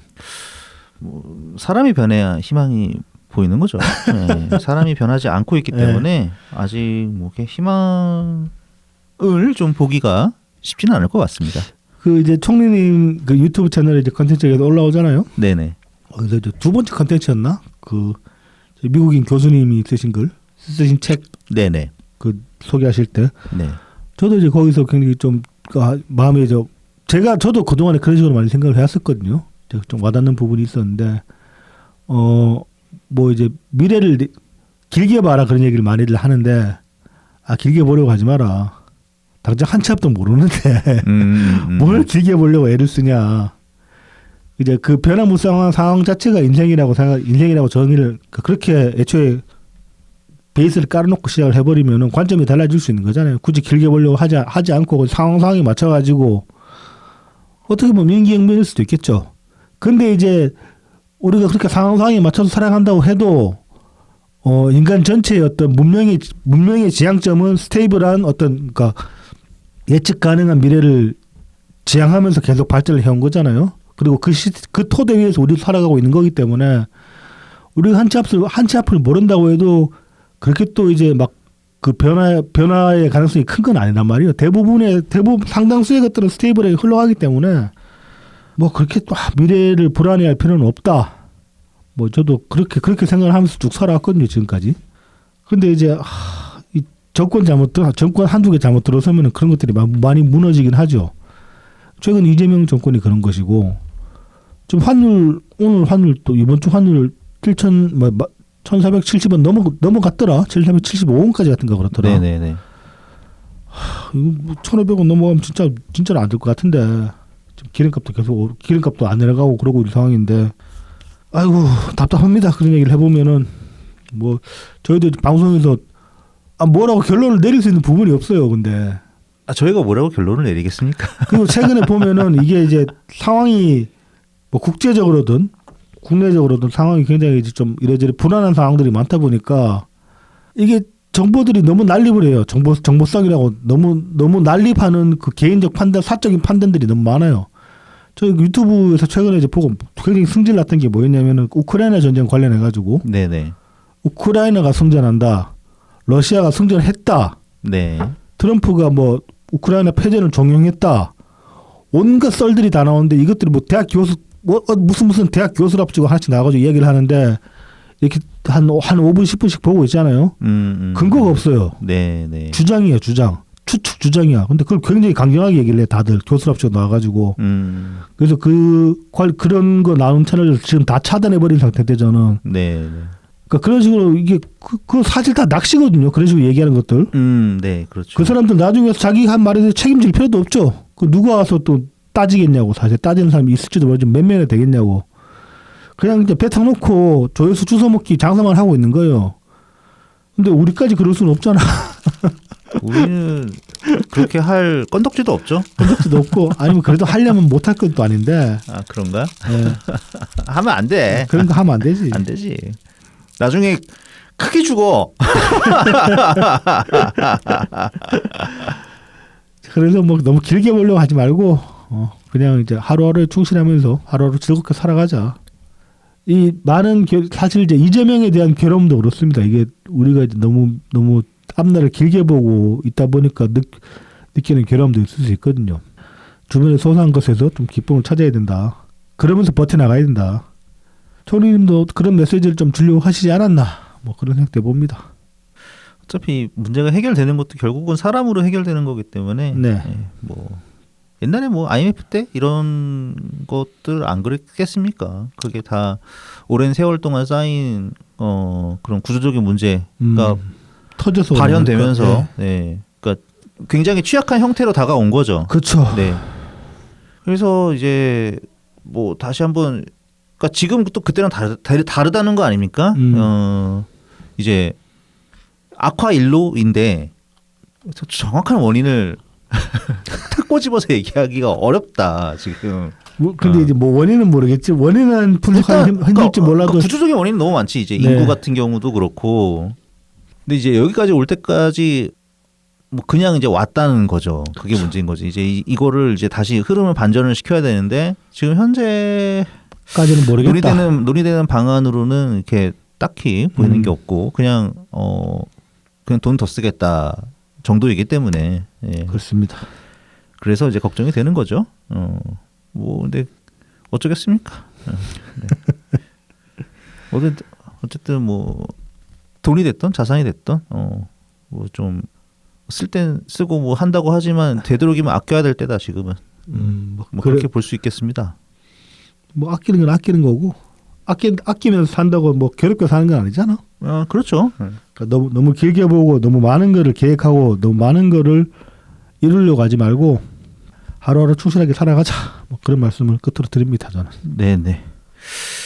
자 그러면 저희는 다음 주에 다시 찾아뵙겠습니다. 네, 감사합니다. 감사합니다.